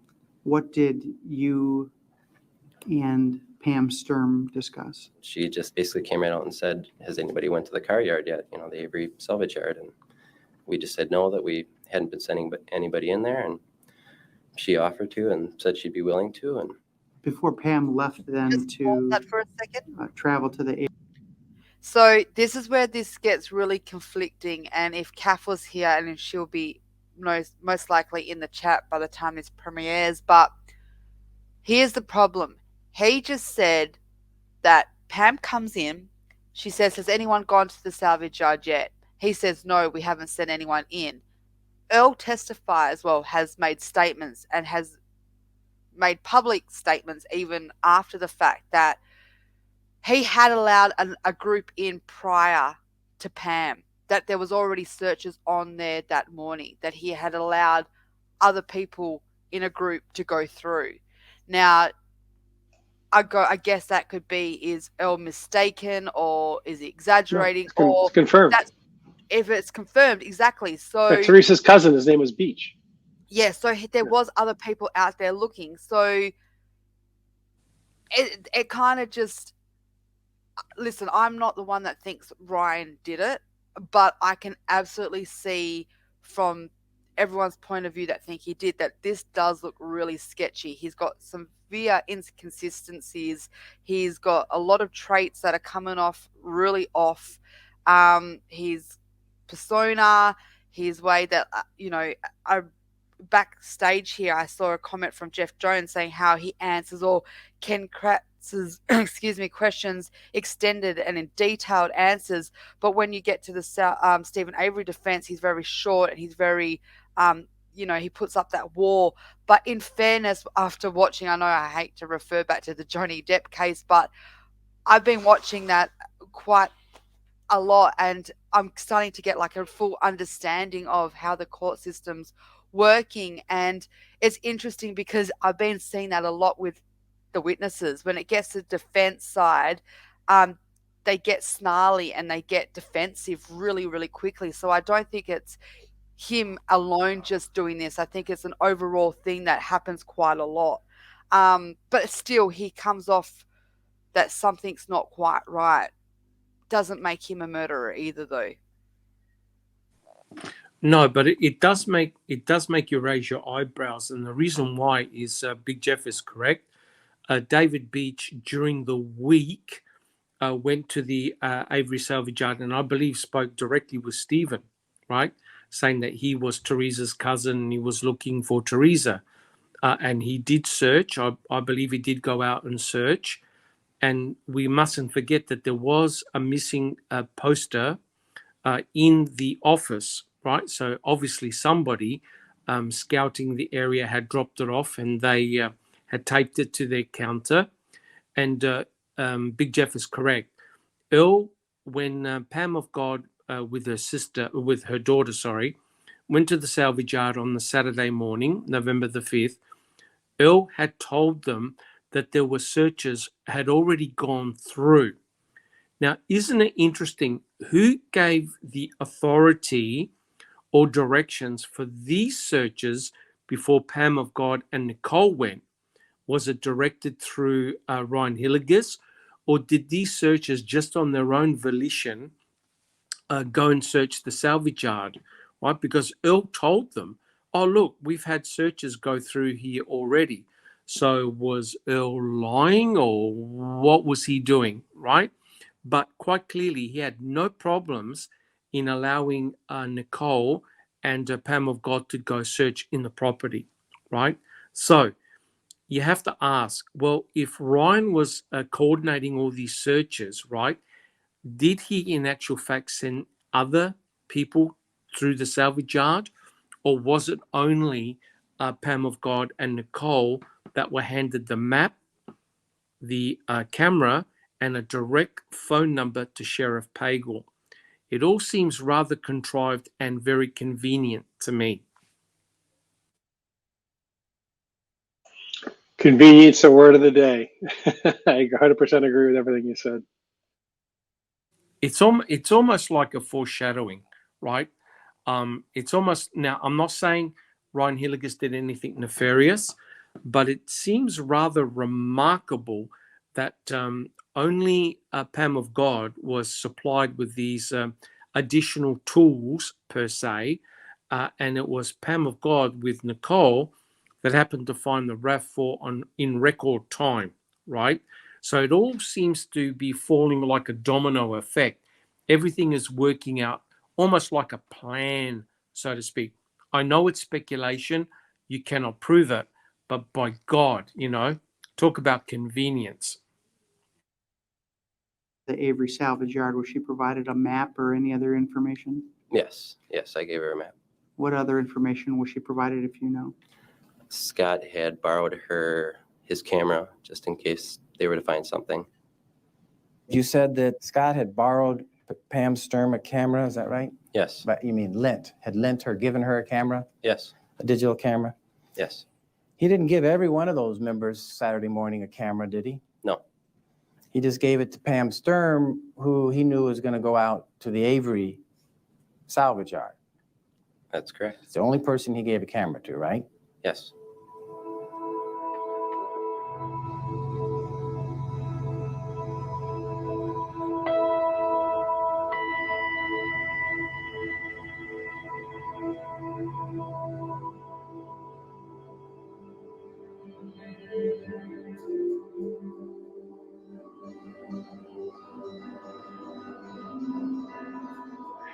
Hey, kind of a change of plans here. Okay. The boss got something he wants us to do. Okay.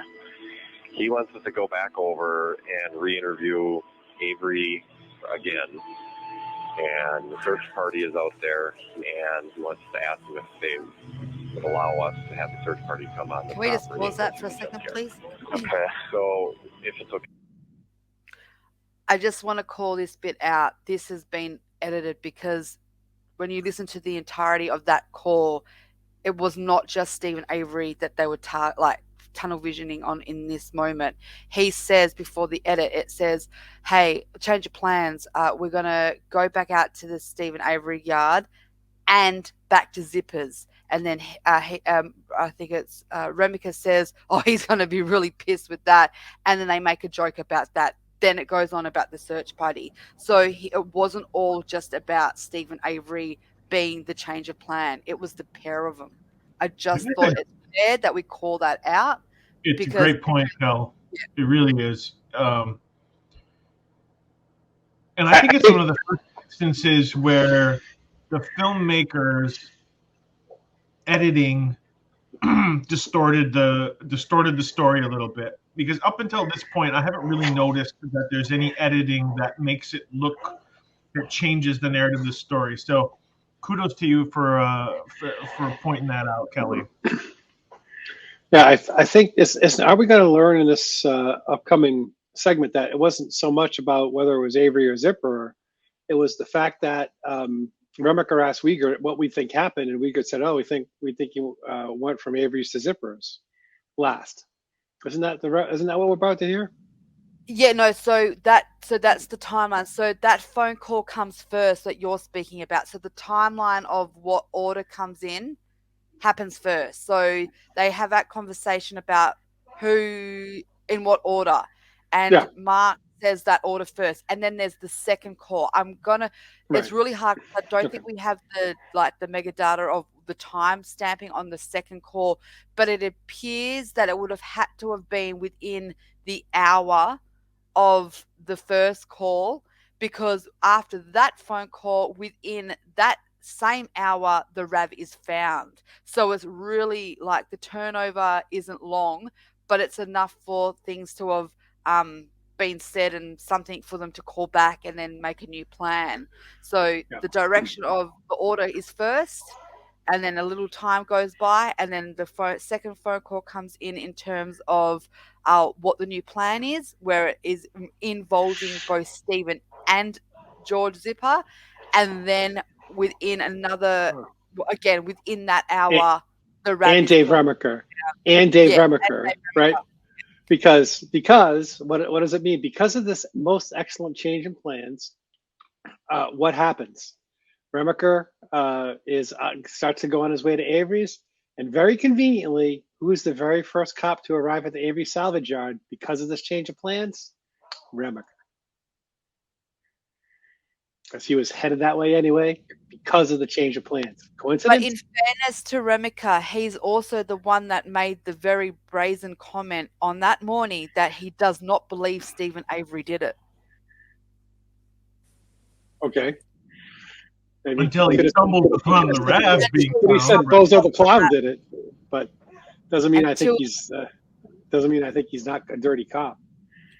He could be a dirty cop, but it's just his fairness of he does make that very public, well, not public, but that very open statement to another officer, or not an officer, it was Wiegert, that he doesn't believe that Stephen Avery did it, that he doesn't appear to have, he seemed very forthcoming. You hear him speak about it. So that was very, very, on the morning of the 5th.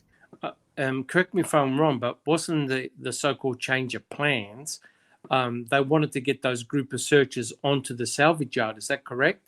Because there was there's a whole group of them just waiting, either along, I'm not sure whether it was 147, but somewhere close to the salvage yard. Wasn't the intention was to get searchers on the salvage yard?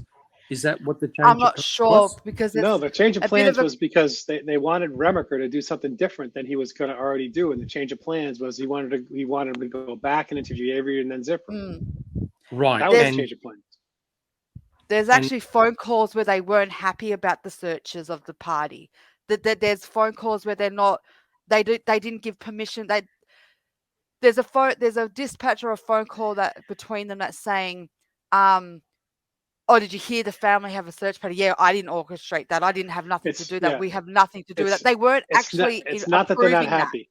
It's not that they're not happy. It's that it's very important for them to dissociate with that, because if all of a sudden that becomes police sanctioned, then that is and it's sort of under the purview of the police. Then you need a search warrant to go search places. You can't just ask permission. John Q. Citizen can go do certain things, but when all of a sudden if you're deputized, you don't have the that's a completely different thing, and you need search warrants to start doing stuff if you're working as an agent of the police. That's why it was important for them to dissociate themselves with that. It wasn't they were pissed about it. I think they were happy about it, but it was important that they act a certain way about it. Right, but they obviously didn't know that Stephen was at Crivets. Correct. Okay.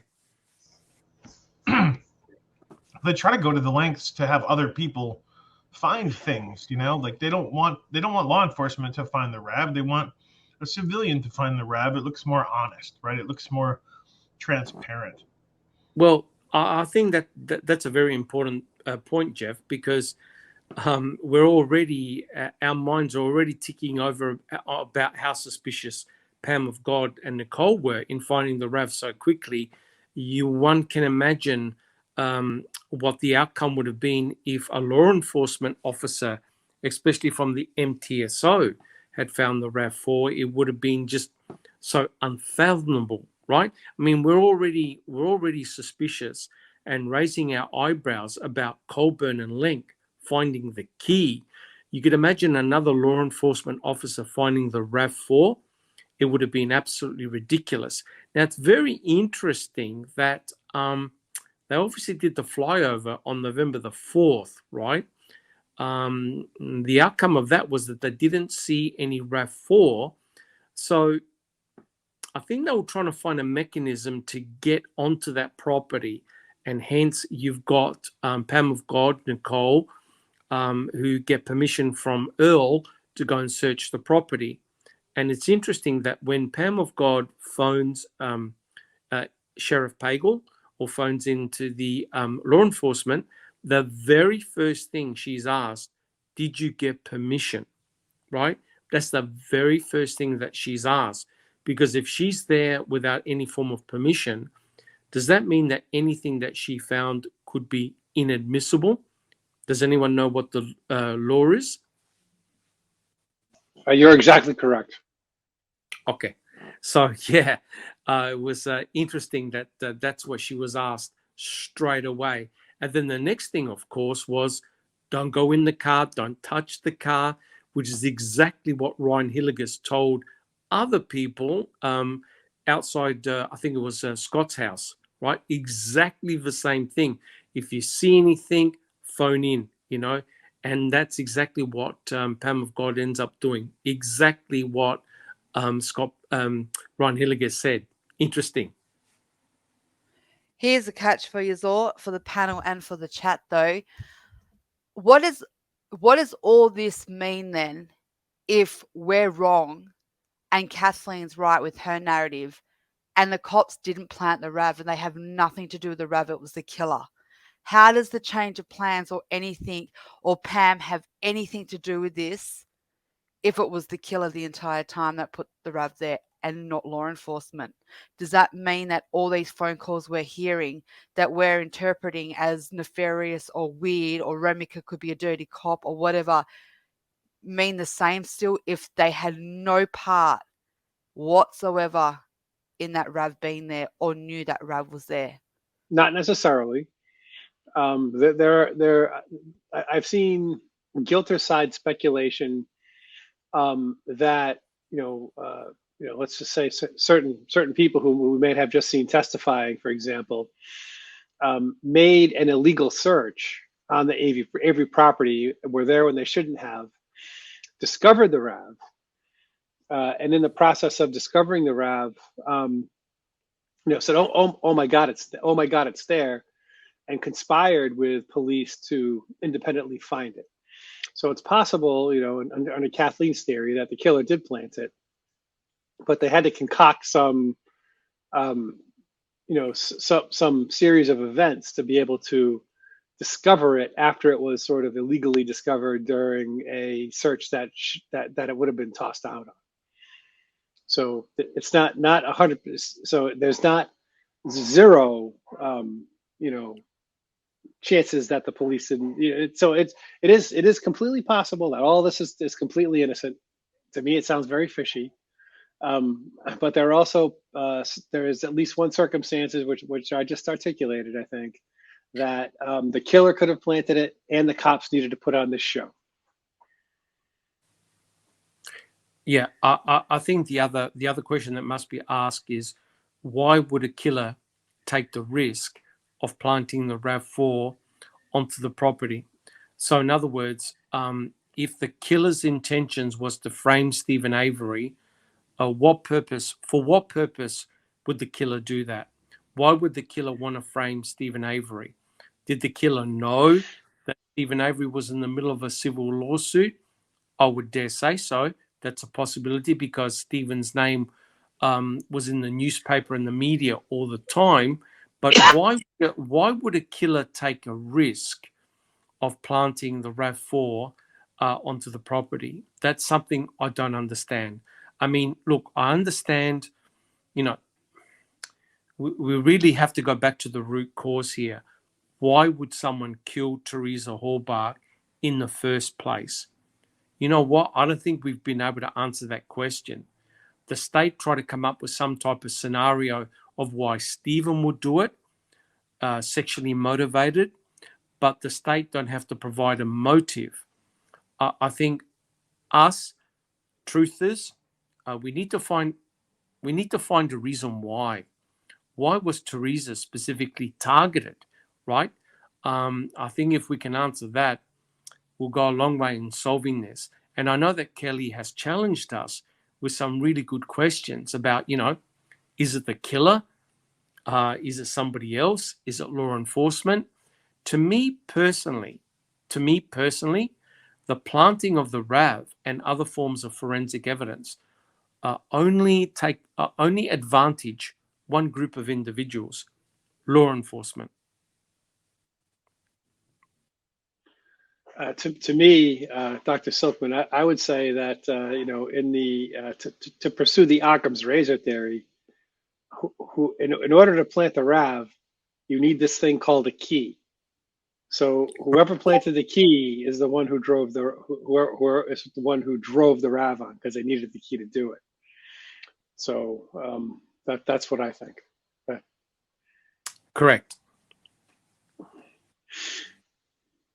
I just wanted to leave that question with everyone, because I think it's fair that this case has to have balance. And I think the balance is we have two narratives out there. We have the state's, we have three really. We have the state's bullshit one.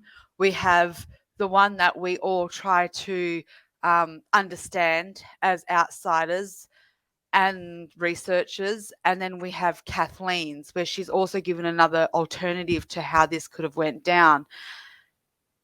We have to look at the case in all these ways, so that way we're not closing ourselves off to finding the answers. Because if you end up just thinking to yourself, no, the cops planted it, you're tunnel visioning yourself into the fact that you're closing yourself off to new information that might come in, because you're so sure that that's how it went down. So that's why I wanted the panel and I want the viewers to really think about that one, because what if we're wrong? What if the killer, it was that simple? And I know, Big Jeff, you gave that awesome idea of how, or alternative, that it could have been that the killer put it somewhere that it was found illegally and then the cops still involved. Or it could also be the RAV never left a salvage yard and it was always there. It might not have been in that location, but it was hidden somewhere else, somewhere until an opportunity came and they were struggling to get it out or get it back off. There's all these factors to this narrative and these narratives that you have to, if you're going to go down a road of thought, you must take it all the way, push it all the way till you can't think of any other, where to go with it. You have to go all the way and you have to contradict yourself all the way. So you make sure you're ruling out all the possibilities that could come back and go, okay, so if it, like, for example, the flyover, was it there? Was it not there? If it was there, why was it there? If it wasn't there, how is it that it's more plausible that it wasn't there and possible because of these factors? And I think that's what we have to do. And as for your answer, Dr. Silkman, in all fairness, I think that's a big bite of an apple that we cannot chew. We'll never know why someone killed Teresa, because none of us are killers. None of us understand how people tick. We have serial killers out there that have one motive and one drive that the other one doesn't. And it's funny because you've got some serial killers who will murder women straight by strangulation, and then you have another murderers that men that kill men and eat them. And then the people like Ted Bundy probably looks at Jeffrey Dahmer and go, fuck, I wouldn't have even eaten them. You just don't know why people do what they do. And you'll never figure that out. And even if we got told by the killer why they did it, we would still not understand it because we are not fucked in the head to that degree. And if we are, then far out. We're definitely in the right field of doing this. Right. There's only one person, Jeffrey Dahmer from Wisconsin. So anything to say about that, Jeff? No. Do you have to be from Wisconsin to be that fucked up? I guess so. There's something about the rural Wisconsin. Well, I guess he was from rural Wisconsin, but you got Ed Gein, I think, from Wisconsin, and you got correct. He was you got like three high profile. Gacy? Was Gacy from Wisconsin? That's the one, I think. Gacy. Yep, and also not forgetting Sean Rudy too. What he did to his wife. Right, that made no sense at all, right? And I know Kelly poses some really good questions, and you're correct. We can't lift any cards from the table, right? I know that Kathleen Zellner has proposed certain scenarios, but the truth is we do not know, right? And I agree with Kelly. You can't be locked into any type of scenario or way of thinking. But as Kelly said, serial killers and killers, they're fucked in their head. Well, basically, the state is trying to say that Stephen Avery had murdered Teresa Horbach along with Brendan Dassey. So this is a serious charge. And I personally don't believe Stephen or Brendan did. And of course, if we're talking about the RAV4, right, according to what Brendan told the investigators, both him and Stephen drove the RAV4 on October the 31st past Chucky's place, past the crusher, and down to the pit area, right? And we know that Tom Fassbender told Stephen Avery on November the 9th where the RAV4 had come from. It had come from the quarry near the deer camp. And he said that because he followed the tracks of the dogs. So the question is, do we believe Brendan Dassey? Yes or no? If you say no, then you must accept everything that Brendan said was just pure crap. He made it up or was coerced. So, I agree with everyone on the panel. The finding of that RAV4 was crucial in terms of the focus on focusing the light on Stephen Avery. It was a game changer. It really was. And I do have to go, so I will say my goodbyes, and I will leave you with one. I'll leave you with something to ponder or even discuss as I leave, which kind of what you just said, Dr. Silkman. Thank you, everyone, for listening, and thank you for having me, Jeff Jones. I'm sorry that I have to leave a little bit prematurely today, but I do have other commitments.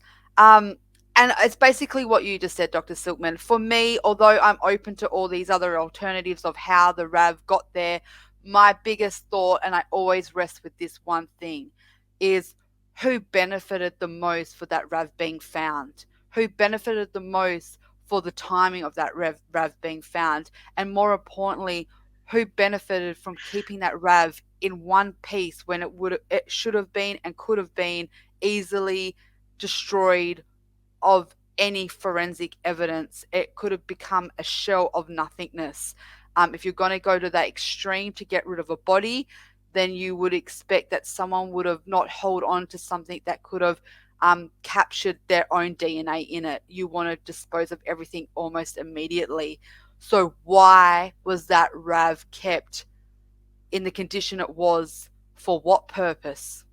Again, thank you for having me, and I'll let you continue with that.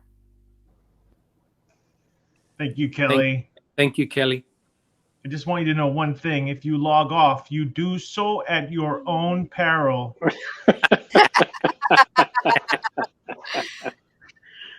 Have a good one, Kelly. Thank you. Bye. I mean, Kelly does raise a very important point, right? Let's assume a killing scenario. The killer or potential killer showed more respect to the RAV4 than what he did to Teresa Horbach, right? Teresa Horbach was basically dismembered and cremated, and her remains were spread over different locations, yet the RAV4 was kept intact. Now, isn't that interesting? Because you may argue the reason why the killer had chopped up Teresa Horbach and cremated her was to get rid of forensic evidence pointing to the killer, correct? So hence, why on earth would the killer keep the RAV4 intact with their own blood or other pieces of forensic evidence in or on the RAV? It made no sense. And even Stephen said to the investigators on November the 9th, if he had done it, he would have crushed it. Yeah, I wonder who, looking at this map, we can point out where everything is. Just what a great place to stop, right? We know where the RAV. Can you move the mouse to the places where things are, Jeff? I mean, there's where the RAV was found, right? Down to the left a little bit is where the crusher is. more down. More down. The crusher is, to keep on going down left. Yeah, right there. That's the crusher. Chuck's house is keep on going straight down that road. That's not left of that. Chuck's house. No, higher. That's Mon. Pause. It's either that one. It's either that one or the one up and to the right a little bit. So I think Chuck has a trailer. So that's Chuck. So when they say it went out by Chuck's, they're talking about, and Stevens is obviously way over on the right. So Brendan said that the RAV went, all across the bottom of the screen, and then up to the up on the left, right? And the deer camp entrance is sort of straight from the top. Deer camp there is that's, I'm not quite sure we can see Cuz Road, but the deer camp entrance is one of those entrances over on either on the upper right or straight from the top. Correct. So it's the exact opposite to what Brendan had said. Yeah. The exact opposite. Yeah. Now, are you trying to tell me that Fassbender and Wiegert didn't already know that Brendan was lying, or that Brendan had just made that up, right? And when they're talking about dog tracks, there were no dog tracks that extensively went in that direction there at all. But there were plenty of dog tracks that were from the deer camp to where the RAV4 was found, right? So in effect, Fassbender and Wiegert had to have known that Brendan had no idea how that RAV4 got there. And the search party is out there, and he wants to ask them if they would allow us to have the search party come on the property and go through the junkyard. Okay. So if it's okay with you, we'll meet you over at your sheriff's department. Okay. If you don't mind, help us out. That's fine. Stop over.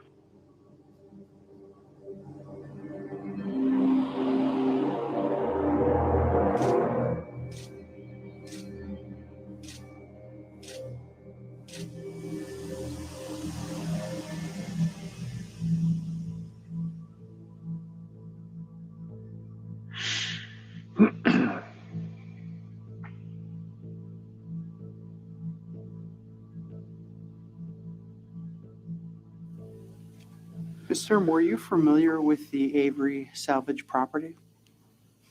No, I'm not. I wasn't at all. All I knew, it was a 40-acre plot, salvage yard for vehicles. Now, Ms. Sturm, prior to your arrival at that location, had you had any contact or direction from any law enforcement officials? No, sir, we didn't. Why don't you show us then? Where did you and Nicole start looking? We had searched all of these. Then we went down here south, and there were you can see there's 2 rows here. So I searched the first row, and my daughter was on the second row. Let me stop you right there, Pam. Can you tell the jury what you were looking for? We were looking for any trace of Teresa, be the car or herself. Oh, okay. And after looking at those rows of cars, where did you then look? I continued up here, and I saw these vehicles up here, and this is like a ridge up here. So up on the top, there's a little car path, and you can see there's some vehicles here, and I thought, I have to search up there.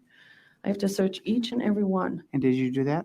So I went up there, and I went through 3 cars, and I came upon this car that had all these branches on the top of it and leaning against it, and there was a old hood of a car leaning up against it, and it was kind of bluish green. And I thought, this is really strange. This is really strange. And it looked like a little SUV that I was looking for, a RAV4 Toyota SUV. And I went around to the back of the vehicle, and again, there were branches leaning up against it, and I noticed that it said RAV4. Well, my heart started going, oh my goodness, maybe this is it. Her heart may have been going like that, but I think my fist was going through my TV. Look, this is, no kidding, this is a well-rehearsed actor, right? have a listen to her. She just found her cousin's vehicle, right? And have a look at the way she describes it in such dramatic terms, and yet has a smile on her face when Ken Kratz tells her to stop, right? Now, correct me if I'm wrong, but I'm sorry, I do not buy Pam of God's story, that it was the Holy Spirit that guided her there. It just seems very, very contrived and rather remarkable that she knew it was a 40-acre property, and yet within about 20 minutes, she was able to find the RAV4. Now, notice what she said. She said she noticed the sign that said Toyota RAV4, right? So obviously they were walking along that trail, and she was able to see the wheel that had said Toyota RAV4. That begs the question. If you're doing a flyover and there were several people in the aeroplane flying low on the 4th, how come they never saw it, right? Interesting. Yeah, I also like how she, diffuses the color, right? If you look at the pictures, I get that there's the paint, yada yada yada. You look at those pictures she took. That car to me looks very blue on that day. Yep. And that kind of light. And she actually questions Peg. What color was the car? It looks more blue than green, right? That's what she says. Exactly right. You're 100% correct. So she's trying to diffuse in her testimony, obviously well practiced by Kratz, just like you said, well rehearsed actor. We went up to the car and it was bluish green. No, it looks more blue than green, Pam. That's what I think your words were. Correct, because the missing poster had the RAV4 as dark green. And remember, we're probably going to hear the call where she rings up Pagel and says it was kind of bluish green. So in other words, she was rather shocked and surprised by the color of the vehicle. It certainly wasn't a dark green. And as her photographs show, or I think it was Nicole that took the pictures, that car is most definitely blue.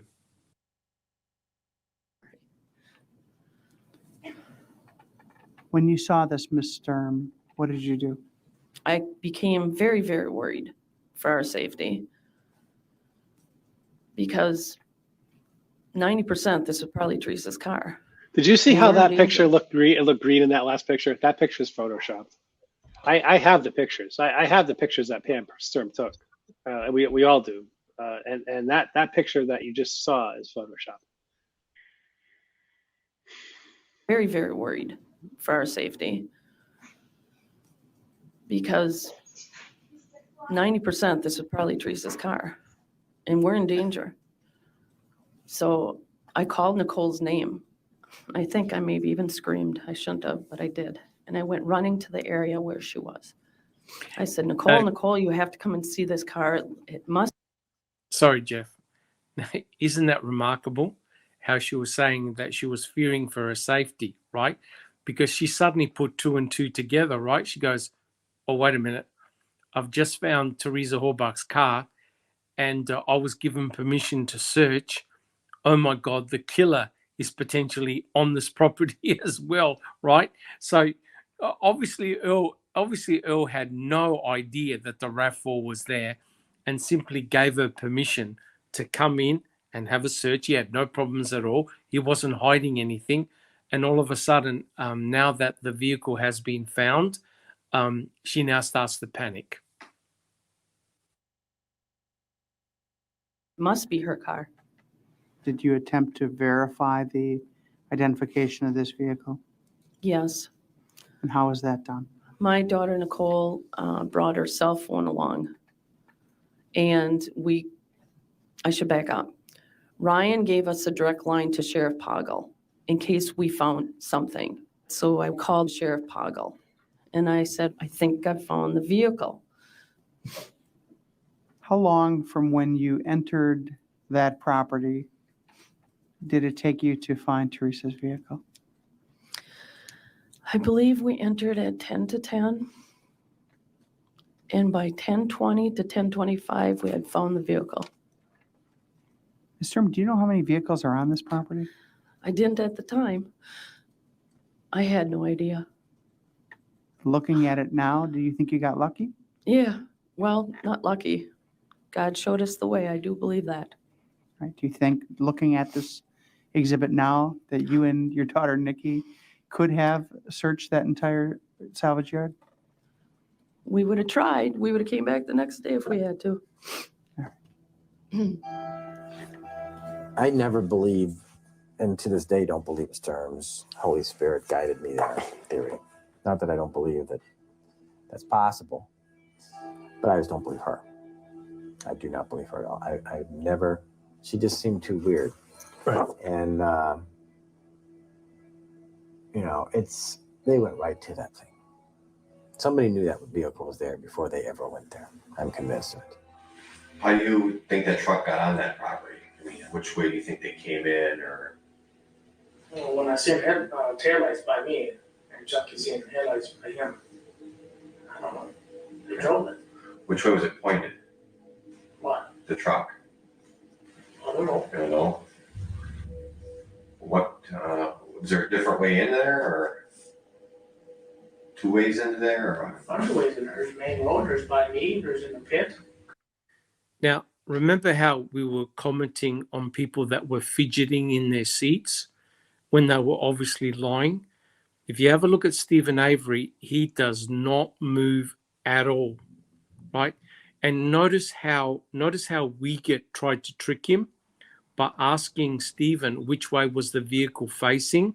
Yep. And obviously Stephen had no idea.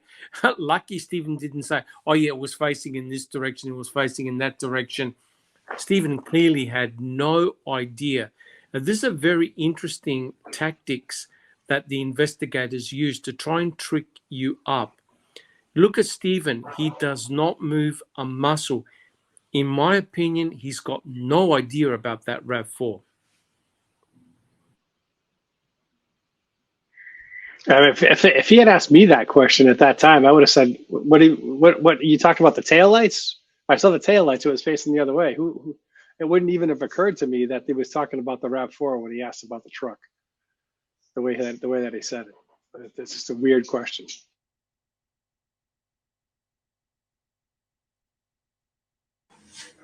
You want to talk about that? Tammy told me that. Tammy told you? Yeah.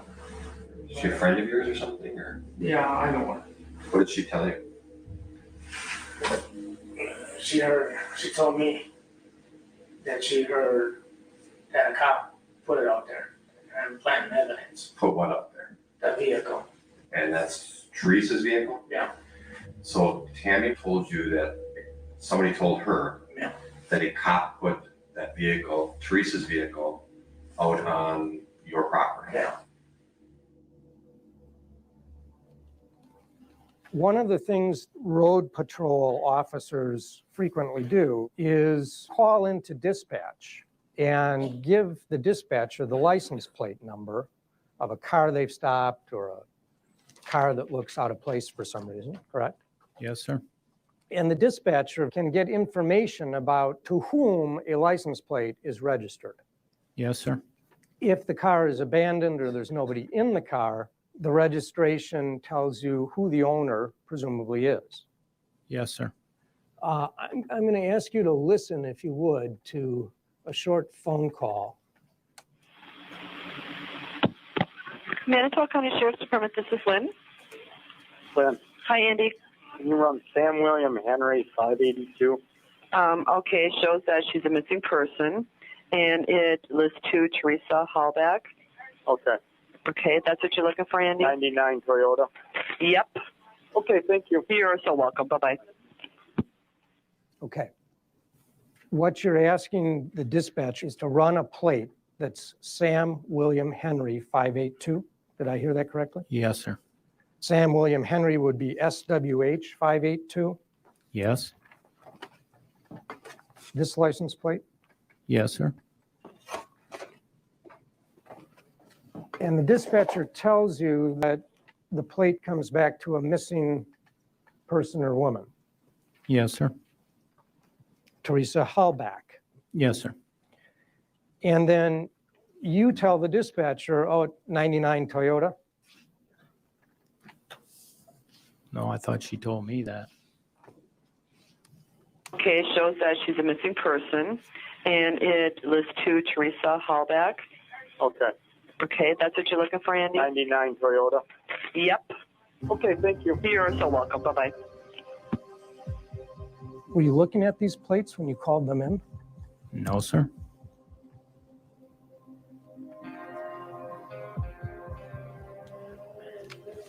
Do you have any recollection of making that phone call?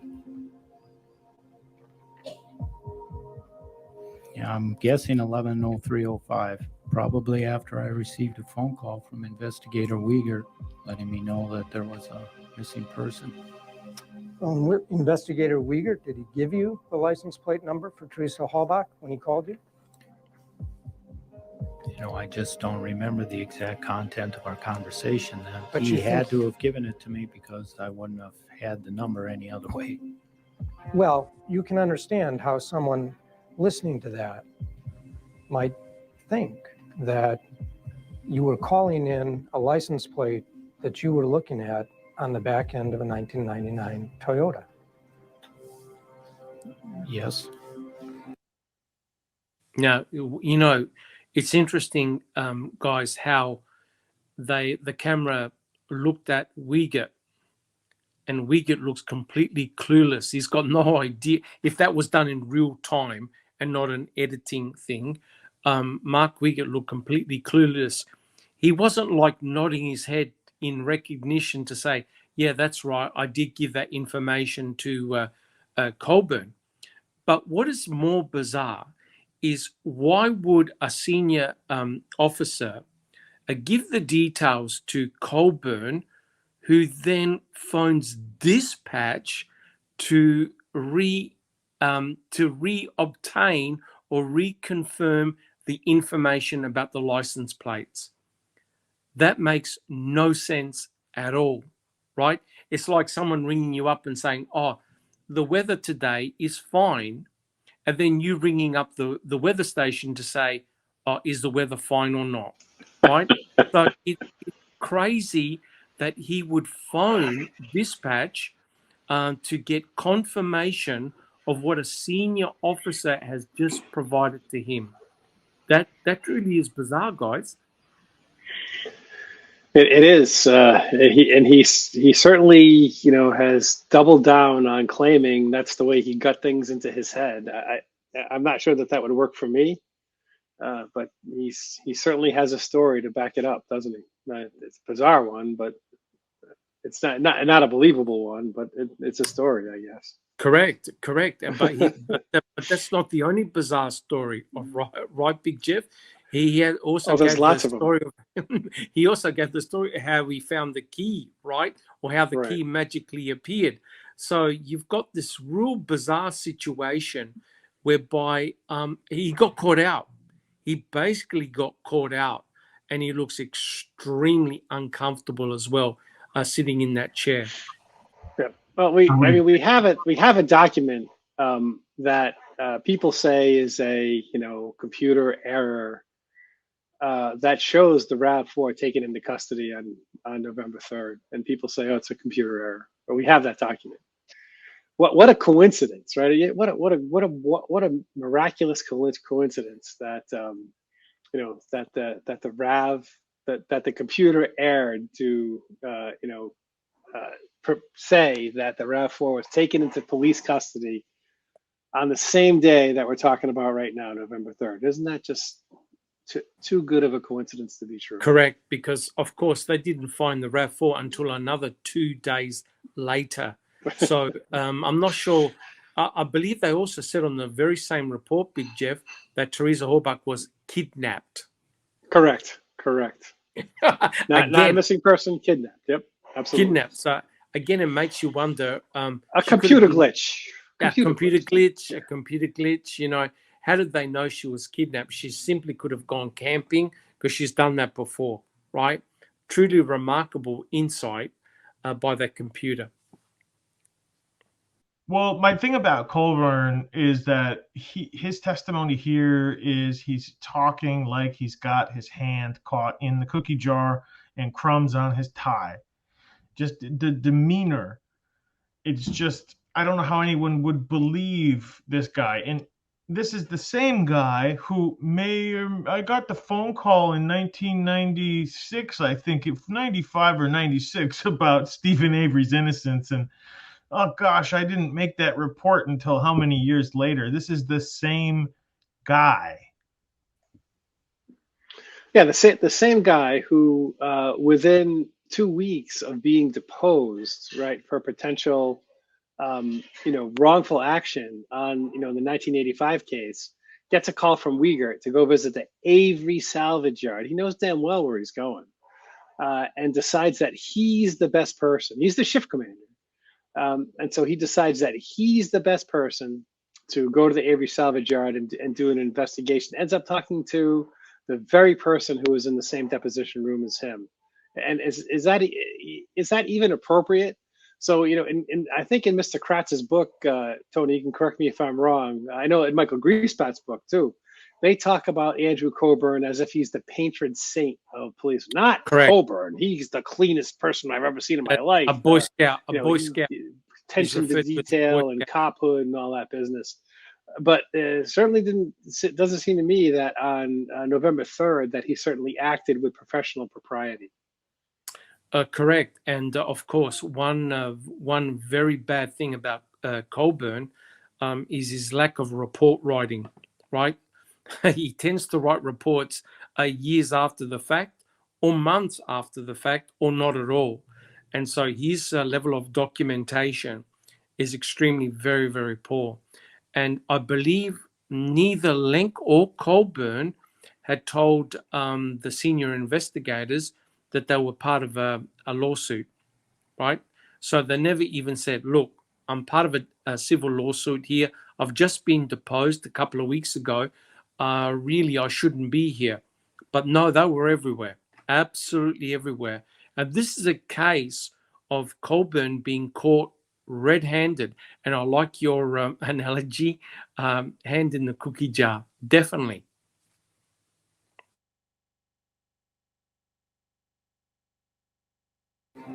But there's no way you should have been looking at Teresa Horbach's license plate on November 3 on the back end of the 1999 Toyota. I shouldn't have been, and I was not looking at the license plate. Because you're aware now that the first time that Toyota was reported found was 2 days later on November 5. Yes, sir. But I mean, it's a great place to end this episode because it finishes on the man of the hour, Coburn. And to be fair, I can kind of see how he felt that the filmmakers cut it to make him look bad. And maybe that's not a popular thing to say, but I could kind of understand it. As someone who edits all the time, I get it. Right. They were saying somebody, a cop, they think a cop put the RAV on the salvage yard, and then they cut to Coburn. So I can see that, but at the same time, it doesn't necessarily mean anything. That's interpretation. But not to go too much down their Netflix case, but I mean, he has definitely been a center of attention throughout this case and still is today. Yeah, well, my good friend Millbilly is doing some good work on the Coburn case. Listen to he's doing the readings, and he's a good one to interpret the evidence because he knows the case cold. And very interestingly, I don't know if you guys are following it at all, that the Netflix actually subpoenaed the personal notes of Mike Griesbach, who is actually Coburn's attorney because of his Griesbach's involvement in the case. And we'll see whether or not he's forced to produce those notes, which Griesbach has said, I can't produce them. It's too much of a burden to do that. And I just think that's just priceless to me, that happened. And with regard to the editing, I have one comment there, and let me quote the immortal words of Al Bundy. You know who Al Bundy is? Jeff, maybe I'm showing my age by quoting Al Bundy. It's not the clothes that make you look fat. It's the fat that makes you look fat.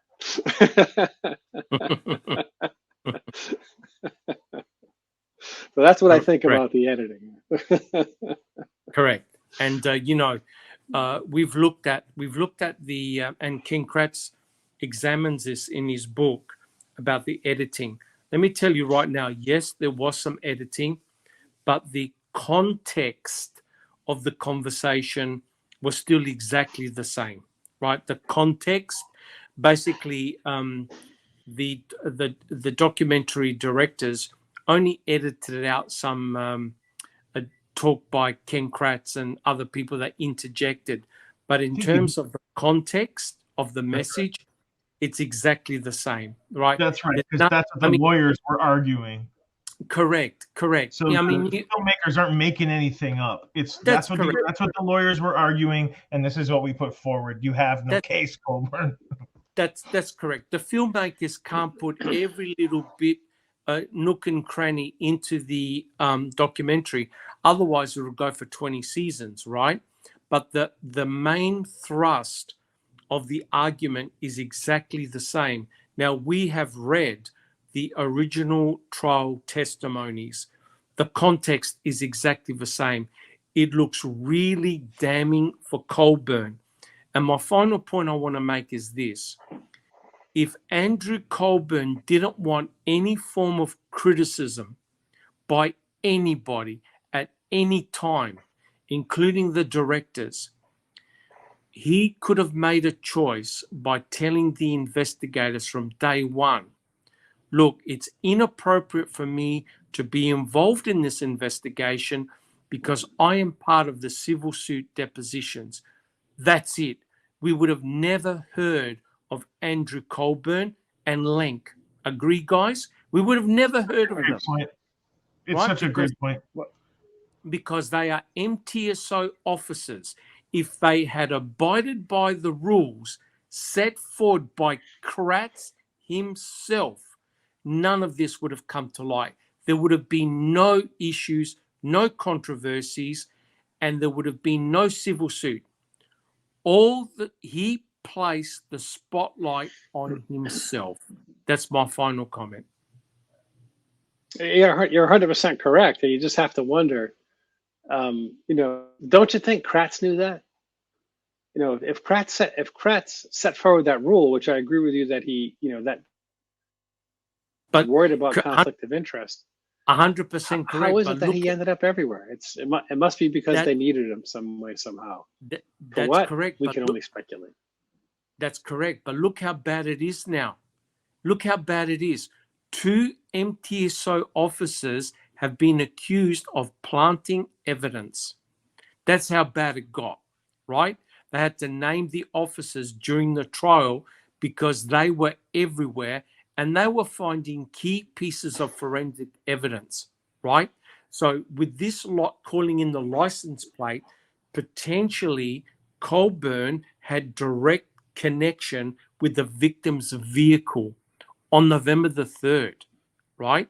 Now, whether that occurred or didn't occur, it looked very, very suspicious, right? And as I said to you before, Colburn has only got himself to blame by being involved in the first place.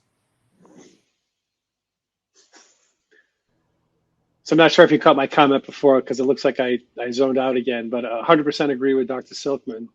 100% agree with the fact that Ken Kratz is the one, he became the special prosecutor by virtue of that rule that was made. Conflict of interest was to be avoided. You can't tell me that Kratz didn't know that Lincoln Colburn had recently testified. He's, he might be a jerk, but he is thorough on especially those types of matters. And there's only one reason why he could have been involved, and that's because they needed him for something. What that something was, we are only left to speculate. Correct. Well, he was everywhere with a camera. So basically, he was taking pictures, images, wherever he was going and wherever he was called, right? And this is the total, to me, guys, this is the madness of this case, right? Kratz established right from the beginning, I'm taking over the case. I'm going to be the special prosecutor. I've been invited by the DA from Manitowoc. I'm now going to look after this case. we're going to give the strong impression that we're not going to have any impropriety here. Calumet's going to take over.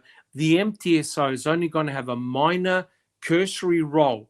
And now Ken Kratz has gone absolutely ballistic of the mere fact that Lenk and Colburn, who should have never been there on the first place, are now being accused of planting forensic evidence against Stephen Avery, right? So even though Kratz jumped up and down and said, we're going to make this clean, we're not going to have any MTSO involved, guys, look what's happened. It's all about the MTSO and the finding of key pieces of forensic evidence, right? That's remarkable. And don't forget, Bushman, who had recently just retired, was an MTSO officer, and he was at Cuss Road at the clandestine burial site. Remarkable when you think about it. Let's tie it back to Kelly's question that she asked right before she left. Who stood the most to gain with the RAV being discovered the day that it was? The answer to that, the only answer that I can think of that is Tom Kasarik and Dennis Vogel. 100% correct. All goes back to 1985. That's why we spent so much. correct. That's what it was all about. Yep. That's why this is not a myopia; it's a setup. Oh, no question, which explains why Kratz was very careful to say this case has got nothing to do with 1985. I'm sorry, Mr. Kratz. There are two people, and in fact, the MTSO, that would have greatly benefited by putting Stephen Avery back in prison. So everything leads back to the main players from 1985. Kasarik, Vogel, Peterson, Bushman, all the main players back then are still involved in 2005. That cannot be a coincidence, especially when you factor in the timing of when Kasarik and Vogel were going to be deposed.